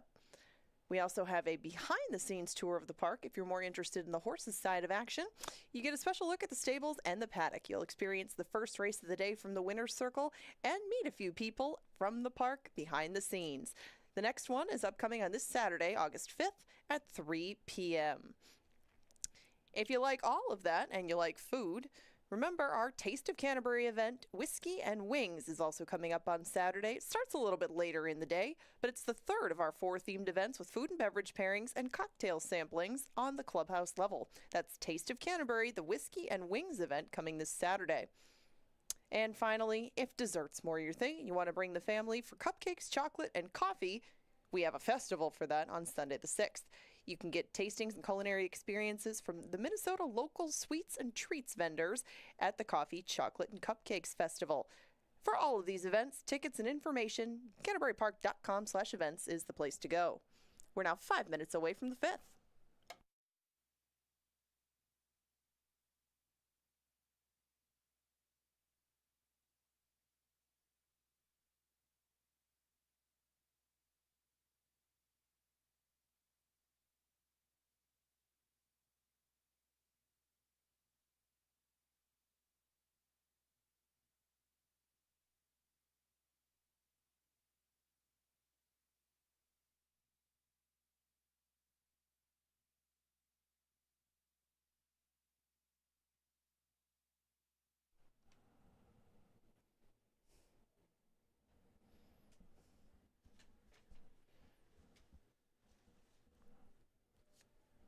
Welcome back to the studio. It is pick 4 time, and it's time for the angle, but as it was last week, this angle is going to look real familiar. Yes, it's coming up in race number 6. That is the first of 3 Northlands Futurity Trials, and the horse that we're looking at, that's me and Kevin, is the 7 Relentless Bay. You're going to see a lot of the same stuff he showed you. This horse had a horrendous beginning to his last start.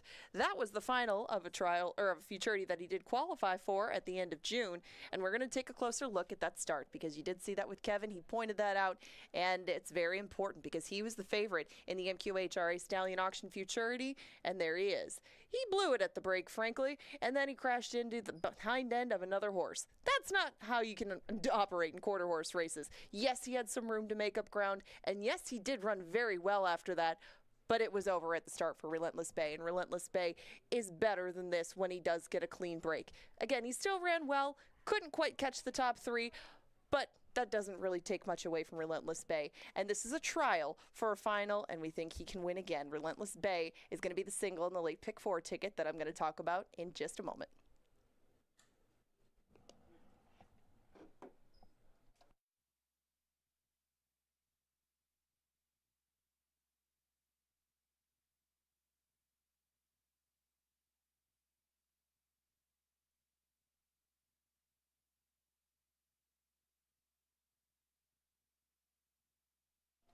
There you go. That's that pick 4 that we talked about. It's $13.50 tonight because I could only single one horse through the sequence, and that was the aforementioned Relentless Bay.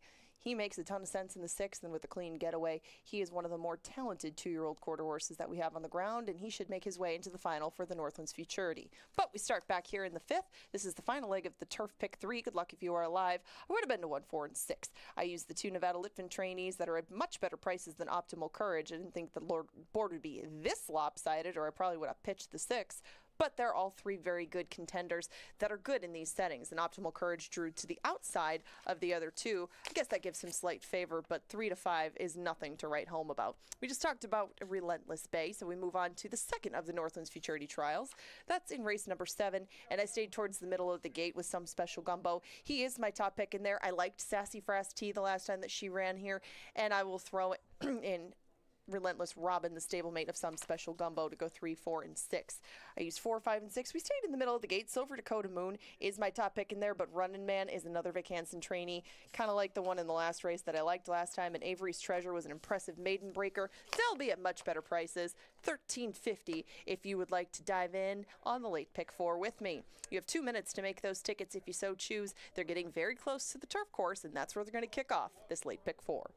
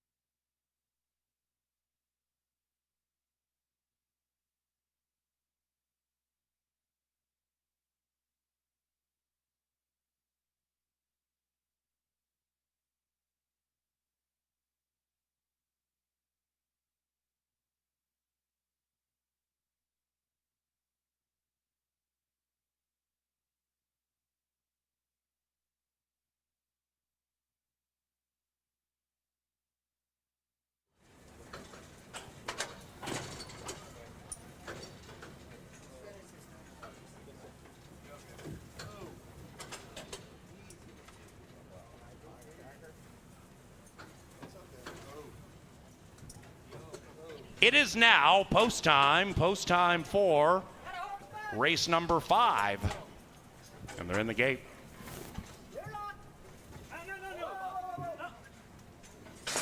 And they're racing. Miami Crockett comes out with some Miami heat, and Miami Crockett grabs the early lead from Optimal Courage to the outside of that one. Then it's Samurai Mike swashbuckling 2 lengths from the lead and about 1 clear from Take Me Up, Brady, who's on the move. Behind that is Dylan Rocks, and the one at the tail is Mark the Moose. And the Moose is 7 lengths from the front. Up top, the leader now is Optimal Courage, pulling clear by 1 as they approach the top of the stretch. Optimal Courage still in hand and in command. Samurai Mike comes knifing through, and Samurai Mike means business at 8-1. Samurai Mike battling it out with Optimal Courage. Then it's Dylan Rocks making a move on the outside. The leader still is Optimal Courage. Optimal Courage from Samurai Mike, and Optimal Courage has done enough to win.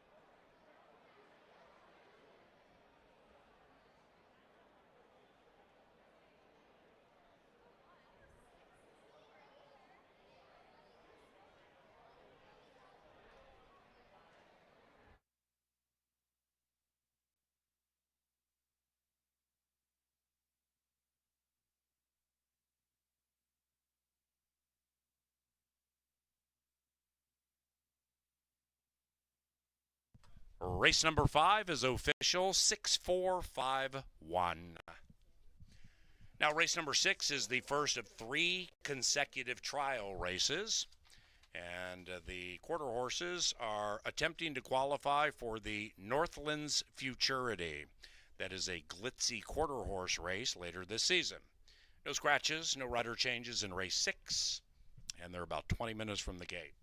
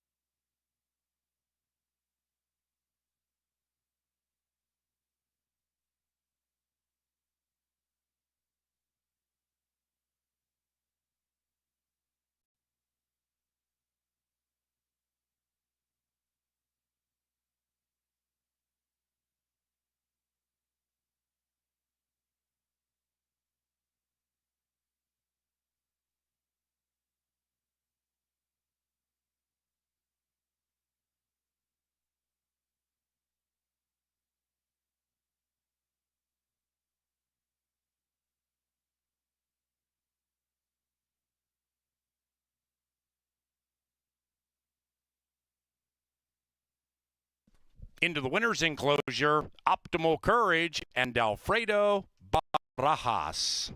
The winning owner, Byron Lindemann and Silva Racing, and the winning trainer and leader of the Thumbs Up Gang, he is Miguel Angel Silva.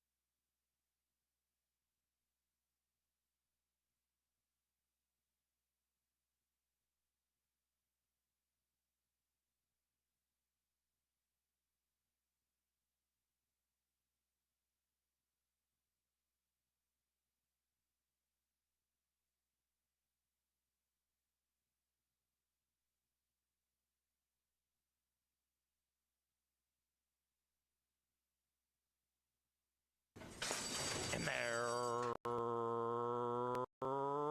racing.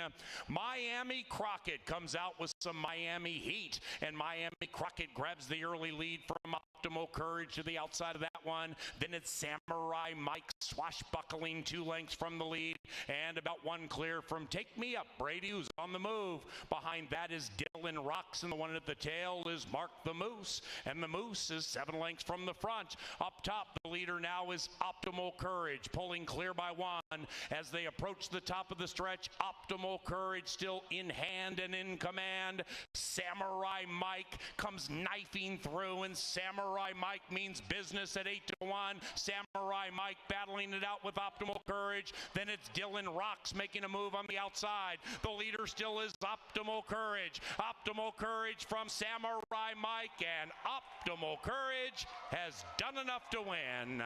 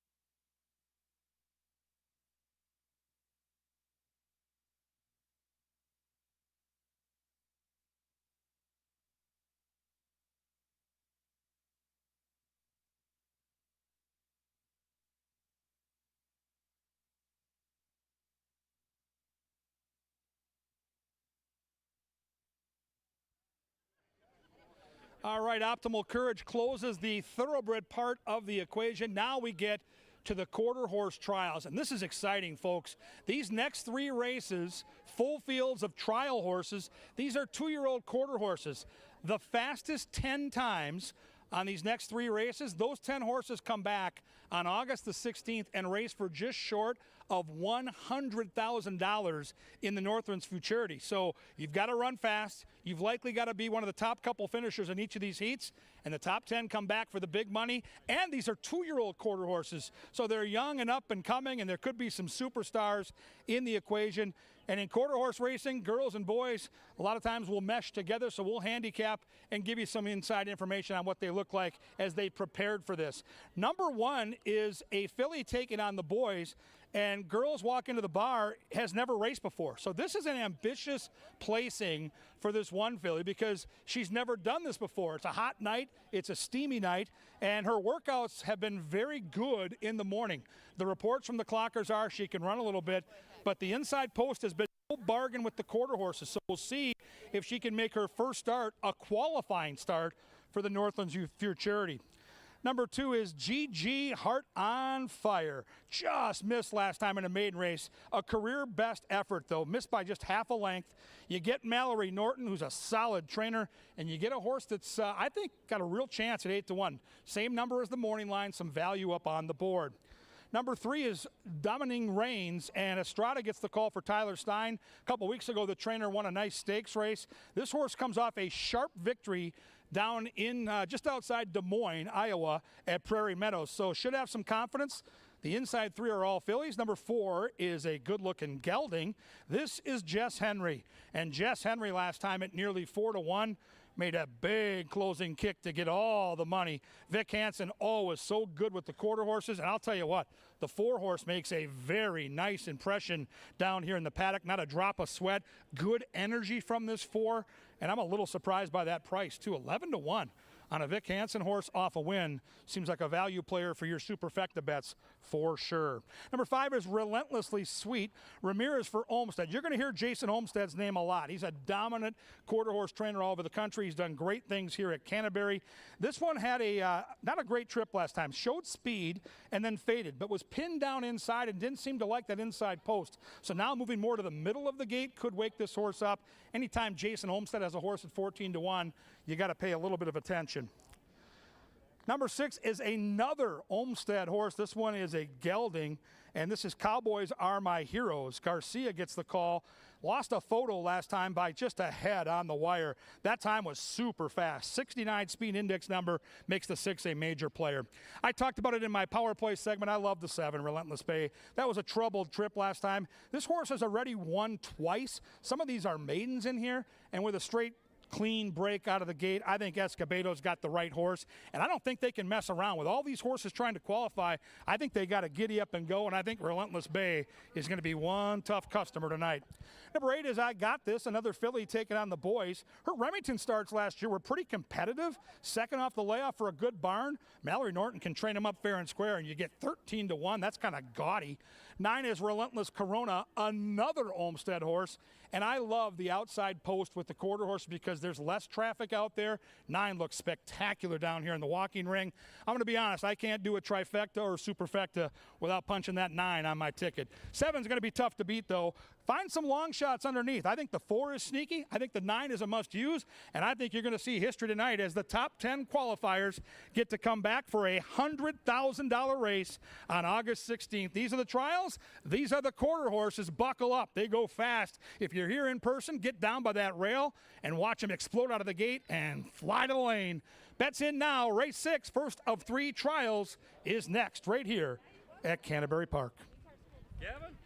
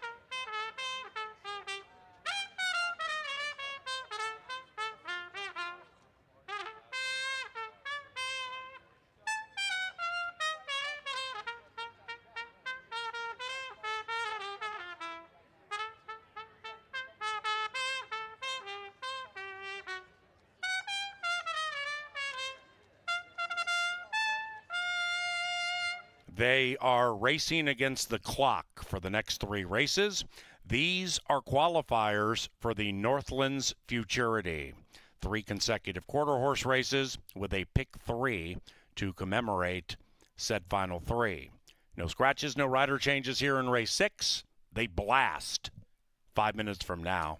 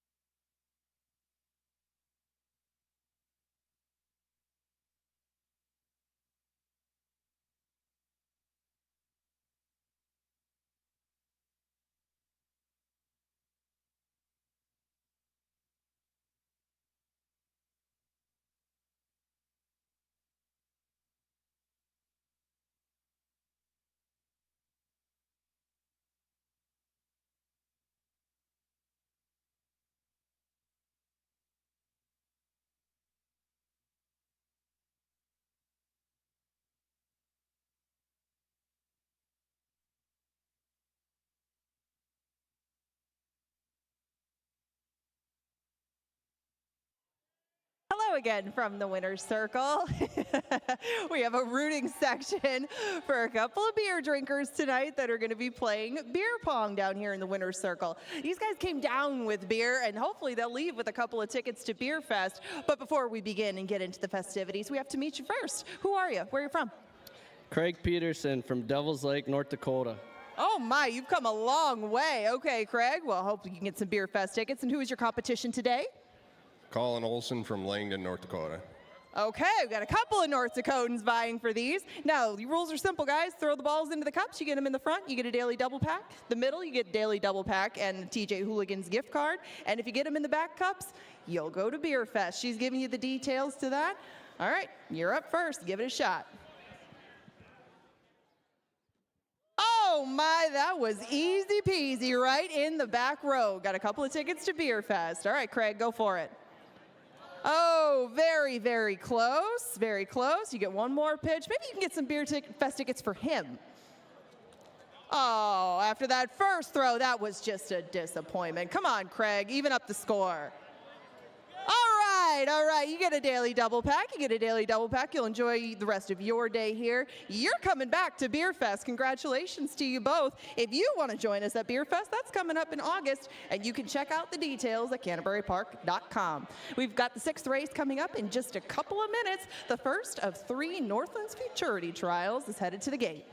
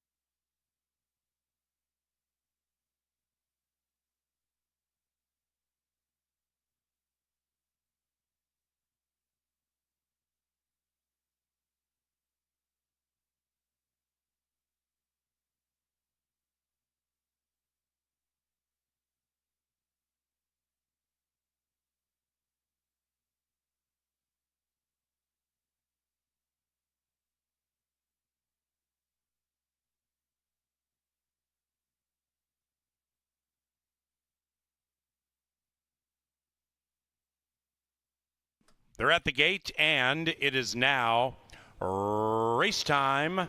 The first of back-to-back-to-back qualifying heats for the Northlands Futurity. That is a stakes race with a purse at nearly $100,000. The top 10 times qualify for said dash. So they race against the clock beginning here with race 6.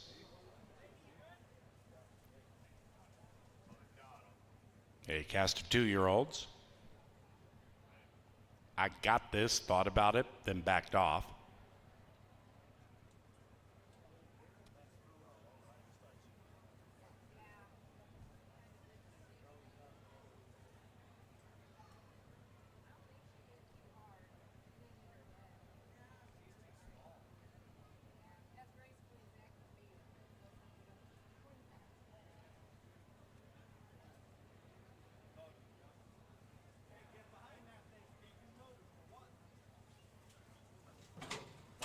I got this.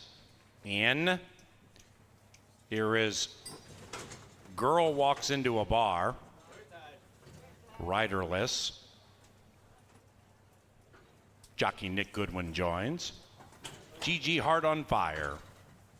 Joined by Relentlessly Sweet. Canterbury Hall of Famer Jason Olmstead has 4 of the 9 in here, including Relentless Bay, prohibitively favored.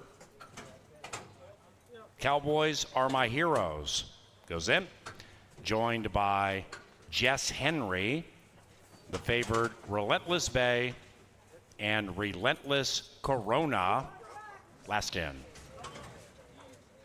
Race 6. There you go. 2-year-olds came off mostly okay. Cowboys Are My Heroes got it bad out of the gate. Relentless Bay pops out of the gate, puts 2 on the field. Relentless Corona, the stablemate, in relentless fashion. It's a relentless finish that goes to Relentless Bay.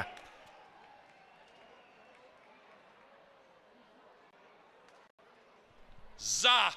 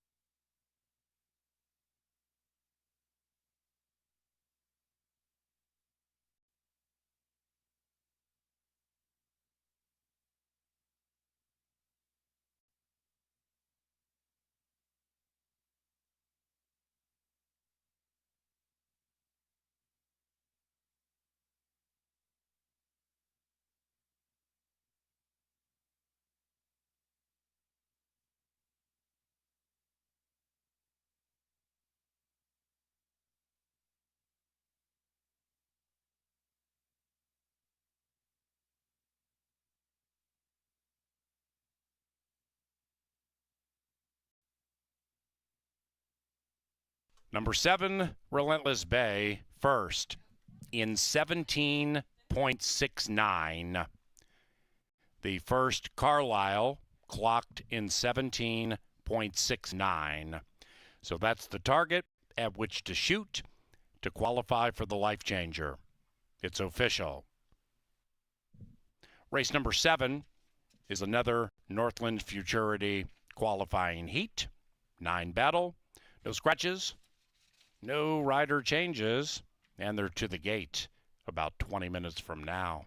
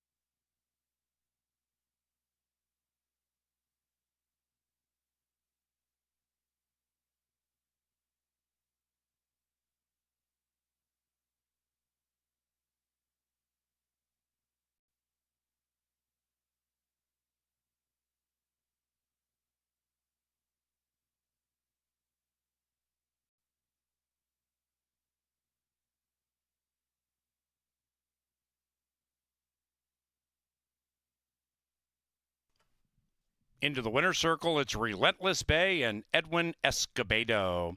Tom Maher is the winning owner, and the winning trainer is Jason Olmstead. Relentless Bay is a 2-year-old bay son of He's Relentless out of Ms. Dynasty, bred in Oklahoma by the winning owner, Mr. Tom Maher.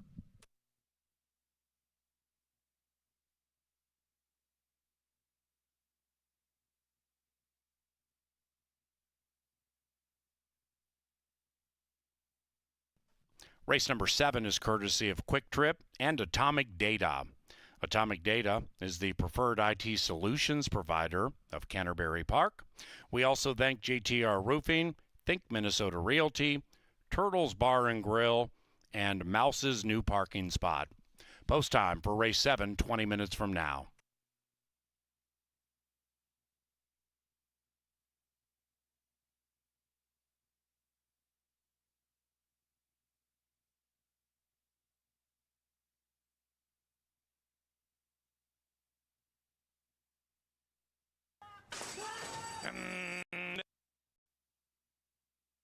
Let it go.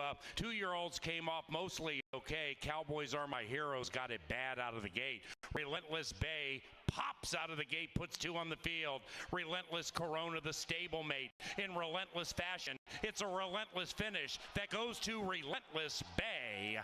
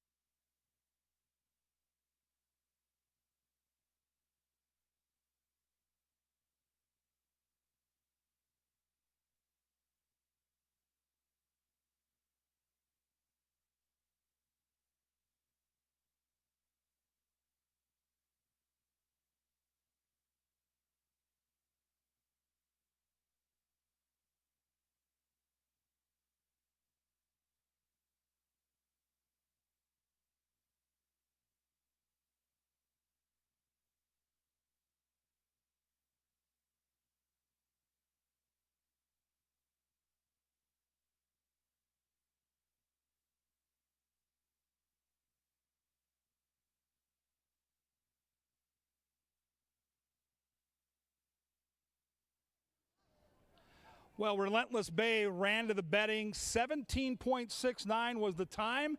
And remember, all these horses now in these final two heats are trying to qualify for a race on August the 16th worth nearly $100,000. And that's the time to beat.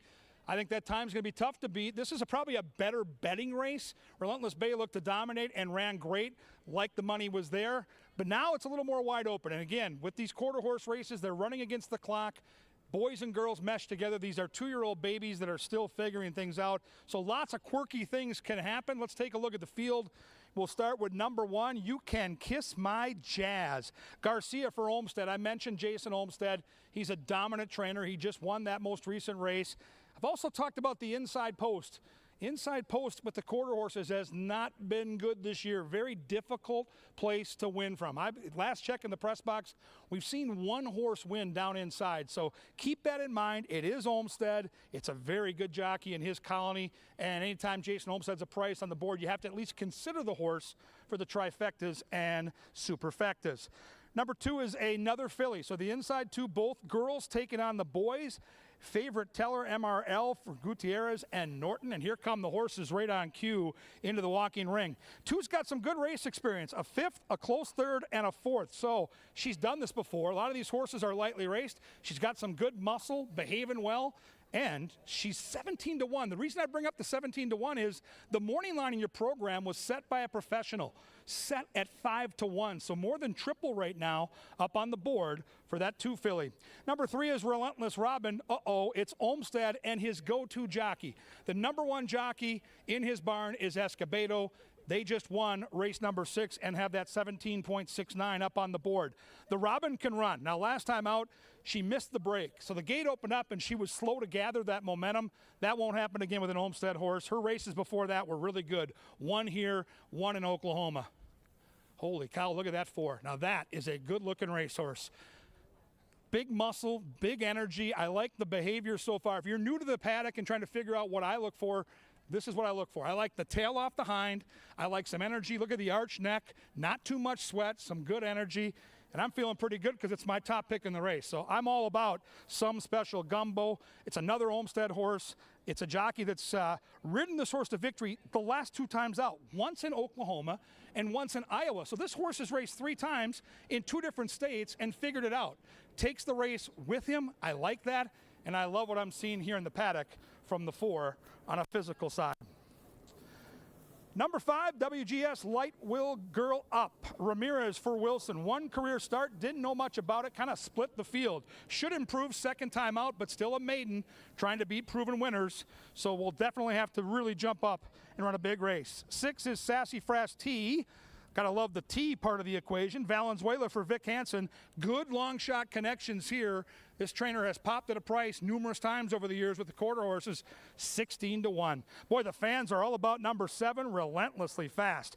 Tyler Stein and Ramirez took down a $70,000 race last time. So this horse has not only been good in trials, has been good when the lights are brightest, has that experience, and also makes a very nice impression here in the paddock. The money says this horse came to play at 8-5.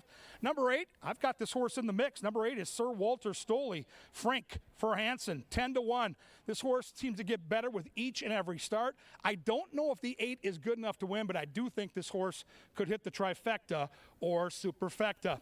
I'm a sucker for a gray. There's a good-looking gray on the back end of this field. Dennis the Menace. Fonseca Soto for Olmsted. Yes, Jason Olmsted has another chance here. Last time out, this horse came flying in the final 50 yards to miss in a photo, only lost by a head.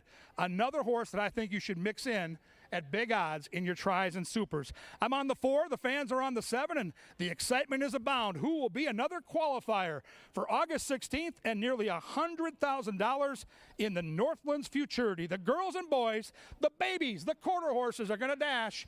They'll be at the gate in around 8. Get your bets in now, and my God, don't get shut out.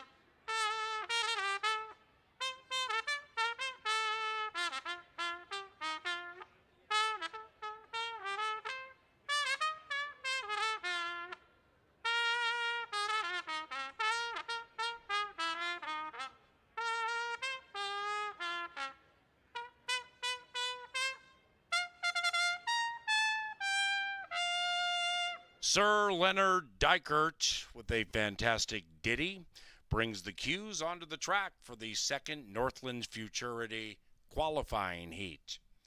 The time they are chasing is 17.69, and they are attempting to qualify for a quarter horse stakes race with a purse of $98,600. Good luck.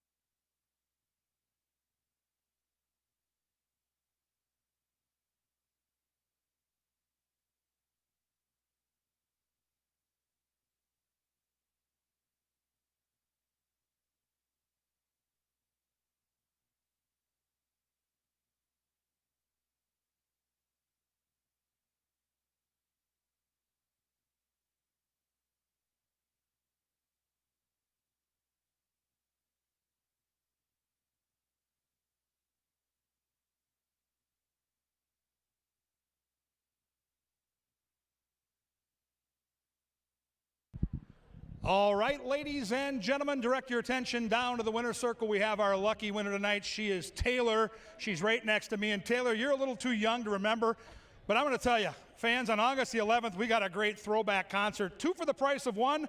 Smash Mouth and the Spin Doctors right here on this stage. And at Canterbury, you can get up close and personal.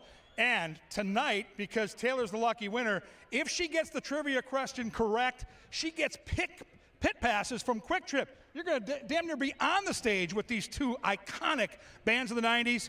Do you remember the Spin Doctors, and do you remember Smash Mouth? I do not. Well, guess what? On August 11th, you're going to be blown away because they are really good. Let's turn our attention to the big board. We're going to walk over here so we can see the big board. Here comes the trivia question. Now, they blew up in the early 90s, and their first album in 1991, this is the Spin Doctors. This is the song you're looking for, or the 2 songs are right there. 2 Princess, Little Miss Can't Be Wrong. The albums are A, Turn It Upside Down, B, Pocket Full of Kryptonite, C, You've Got to Believe in Something, and D, Here Comes the Bride. Now, I know you haven't seen these bands, but I know you're really smart when it comes to music. Do you need help from the fans, or do you think you have it? Help from the fans? Fans, any idea what? I'm hearing some B's and some C's. All right, and we can't phone a friend. We don't have any phones down here. So it's in their minds, it's B or C. And we got some pretty intelligent music fans here. You're going to have to, you got a 50% chance of being right. If the fans are onto something, we need a guess. B. She's going B, Pocket Full of Kryptonite. Here comes the answer. Hey! She's got it. Unbelievable. Pit passes from Quick Trip. You bring all your friends, you get down here, and honestly, you would be blown away by the greatest music of the 90s. Congrats.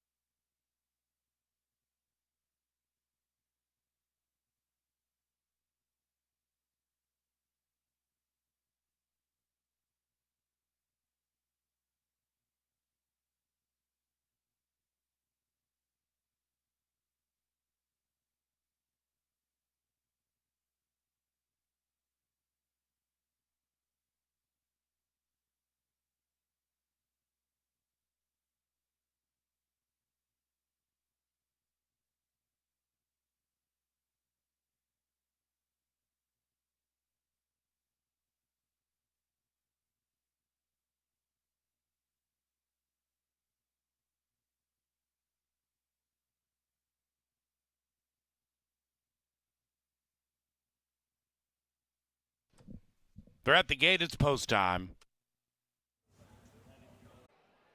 And relentlessly fast.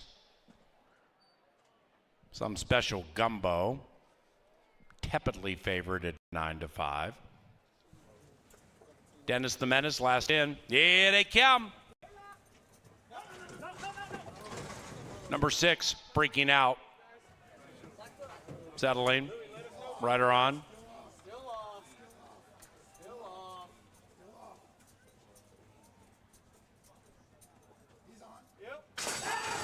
And away they go. Swift beginning for that 4, some special gumbo. Right next to that one is Sassy Frasty, who's dropping out, and now Relentlessly Fast is living up to the name with Relentless Robin to the inside. Relentlessly Fast, indeed.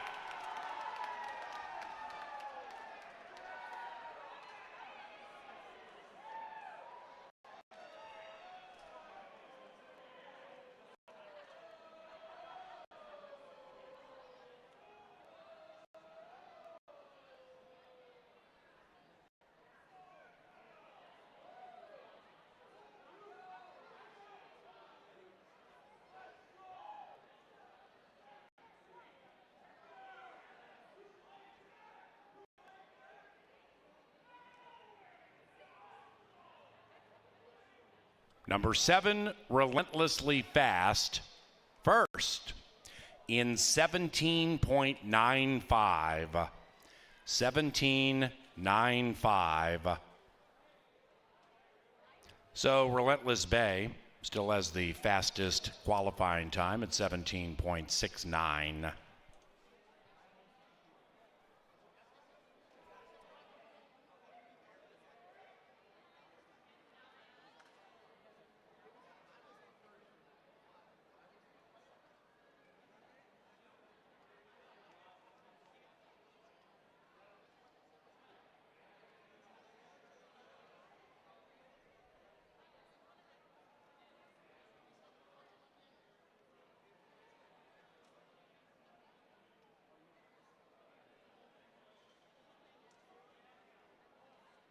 The numbers 7, 3, 4, 9. The second edition of the Carlisle 7349.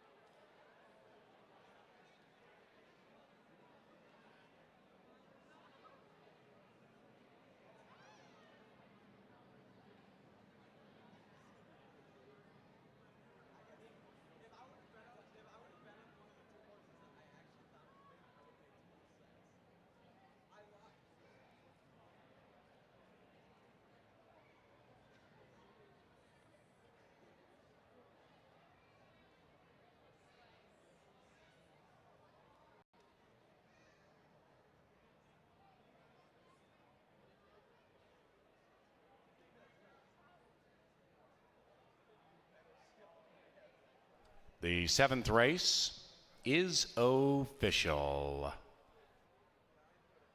7's Wild in that double paid $6.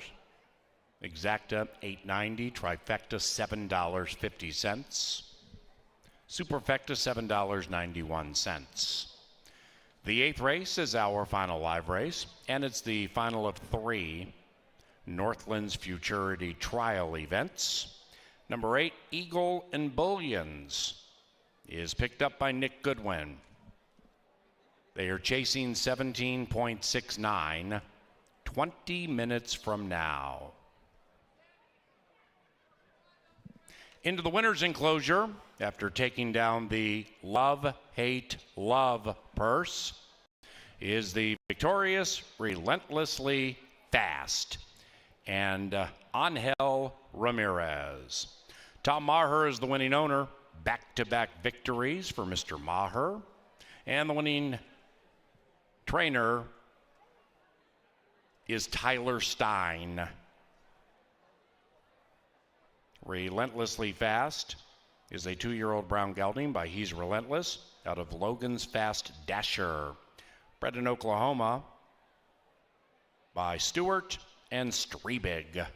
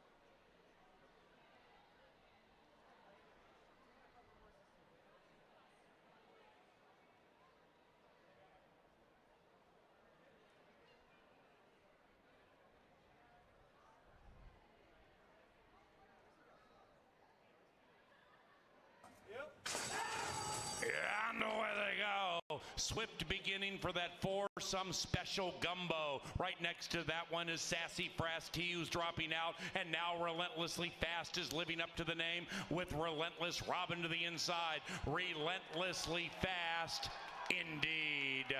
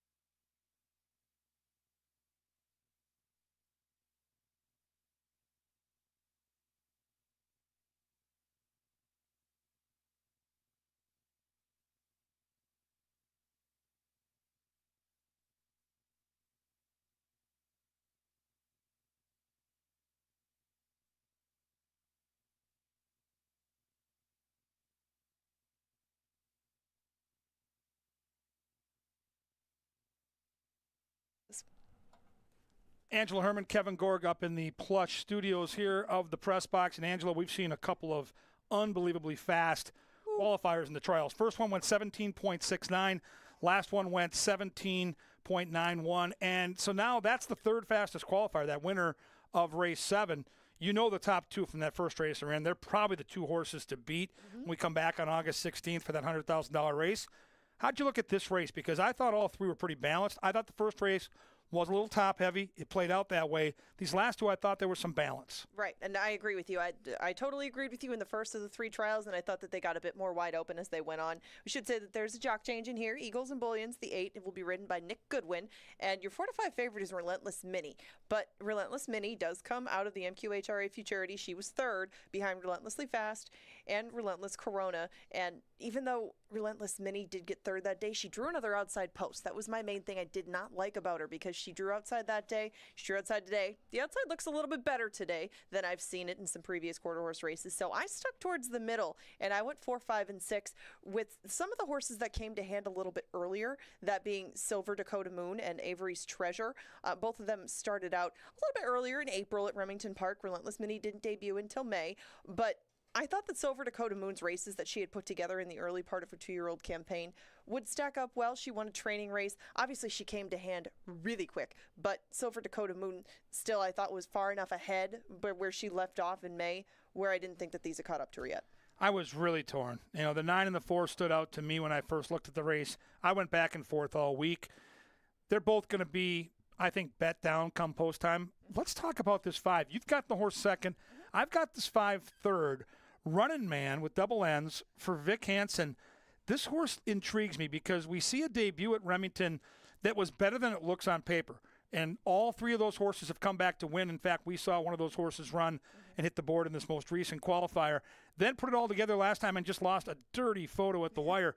This 5 is double digits. I think this horse can win. Yeah, I saw what you saw, and we were going to gauge kind of a yardstick with this one with some special gumbo who looked good on the track, who broke well, and who was just beaten by a horse who is en fuego. So I'm not too hard on that one, because I think that he did come out of that quality race, like you mentioned, and he ran a quality follow-up when he came to Minnesota. You know, he didn't break that great. He veered in a little bit, but he straightened out and stretched his stride really well down the stretch. Those were maidens. These are trial company. These are stake sorts of horses, but Running Man still seems very much headed in the right direction, and he's 10-1 as opposed to 5-2, and probably what will be a declining price on our top choice. And I also threw in Avery's Treasure. Avery's Treasure did get the job done against maidens. Now, they were Minnesota-bred maidens, and Avery's Treasure obviously has some other spots at Canterbury that await him in the future in his career, but he was so good that night, and he draws the same post.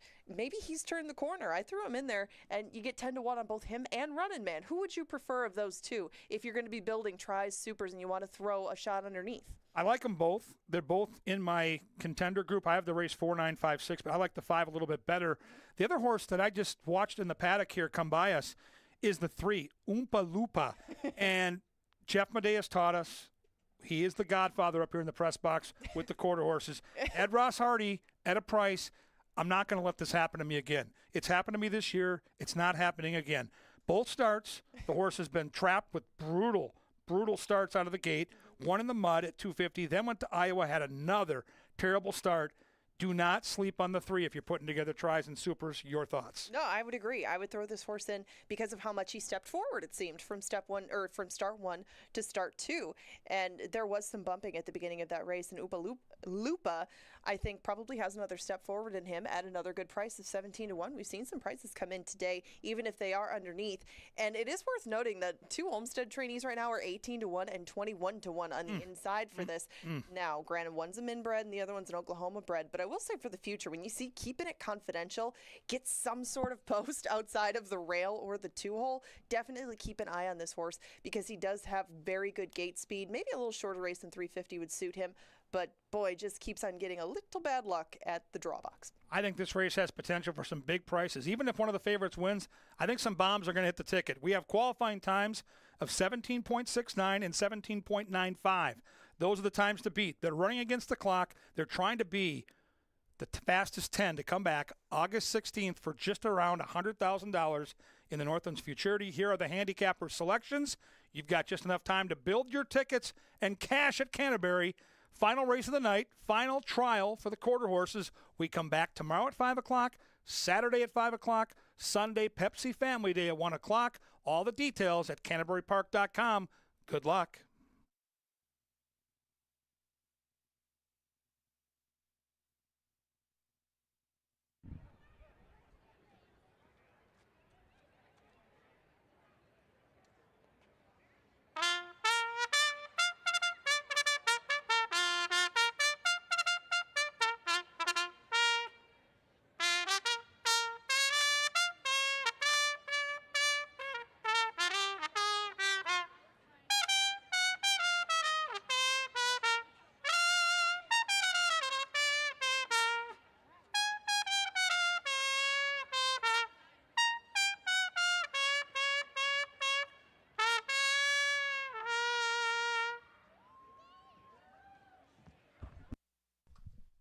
That's our guy, Lynn Diker. Have a good evening, Lynn. See you tomorrow.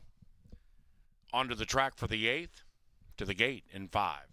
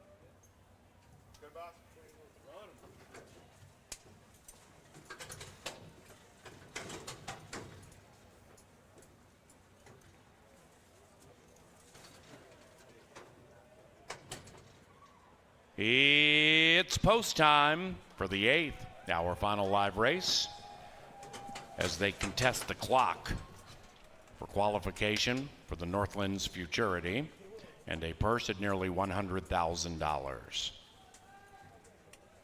17.69, the target at which they're shooting. Eagle and Bullions and Relentless Mini, the last in. 9 in a line.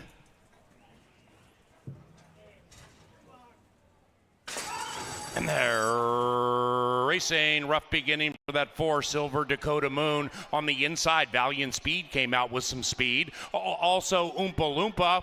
And on the far outside, Relentless Mini is beginning to surge. Relentless Mini in a frenzied photo. Pay the 9.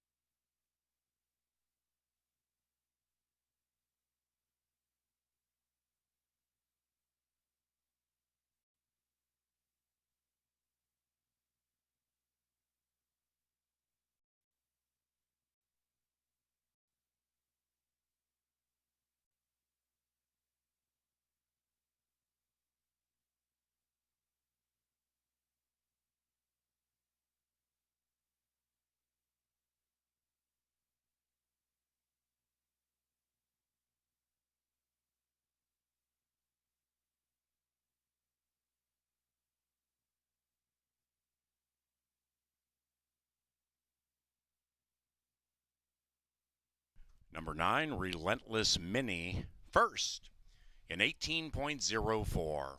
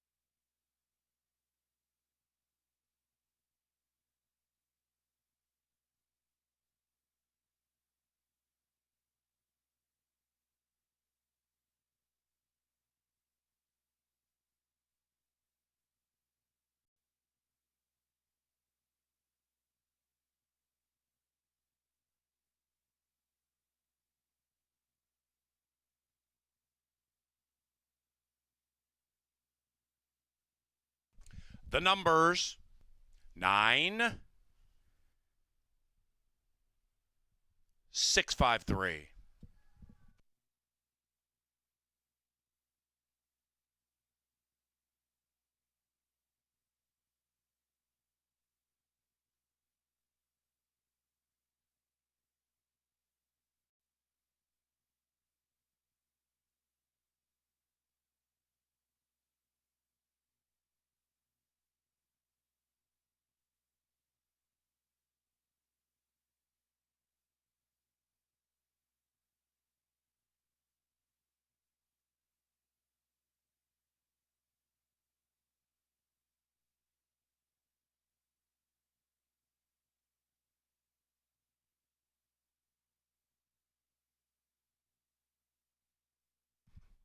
And the 8th race is official.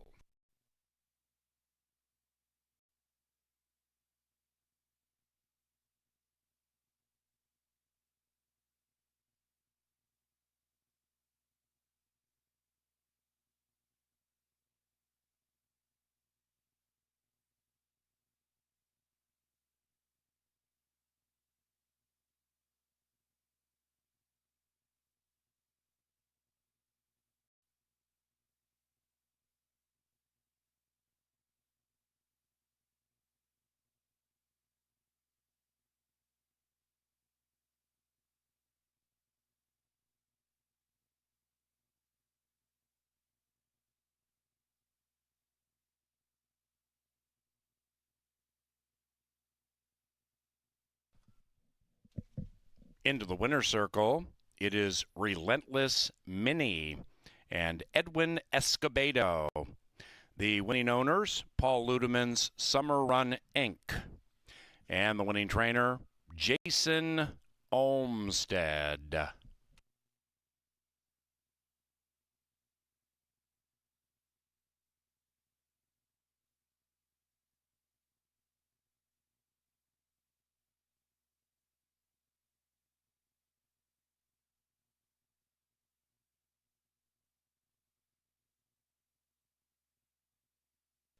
Ladies and gentlemen, we invite you to stop by the Card Casino. It's fully air-conditioned with food and beverage service. Play some blackjack, Texas Hold'em, maybe baccarat or pai gow.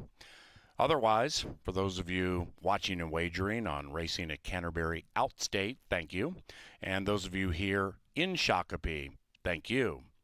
On behalf of our management team, those here in the Dark Star press box, and for our television department, thank you very much for joining us at Canterbury Park. And if you are leaving the track, please drive safely.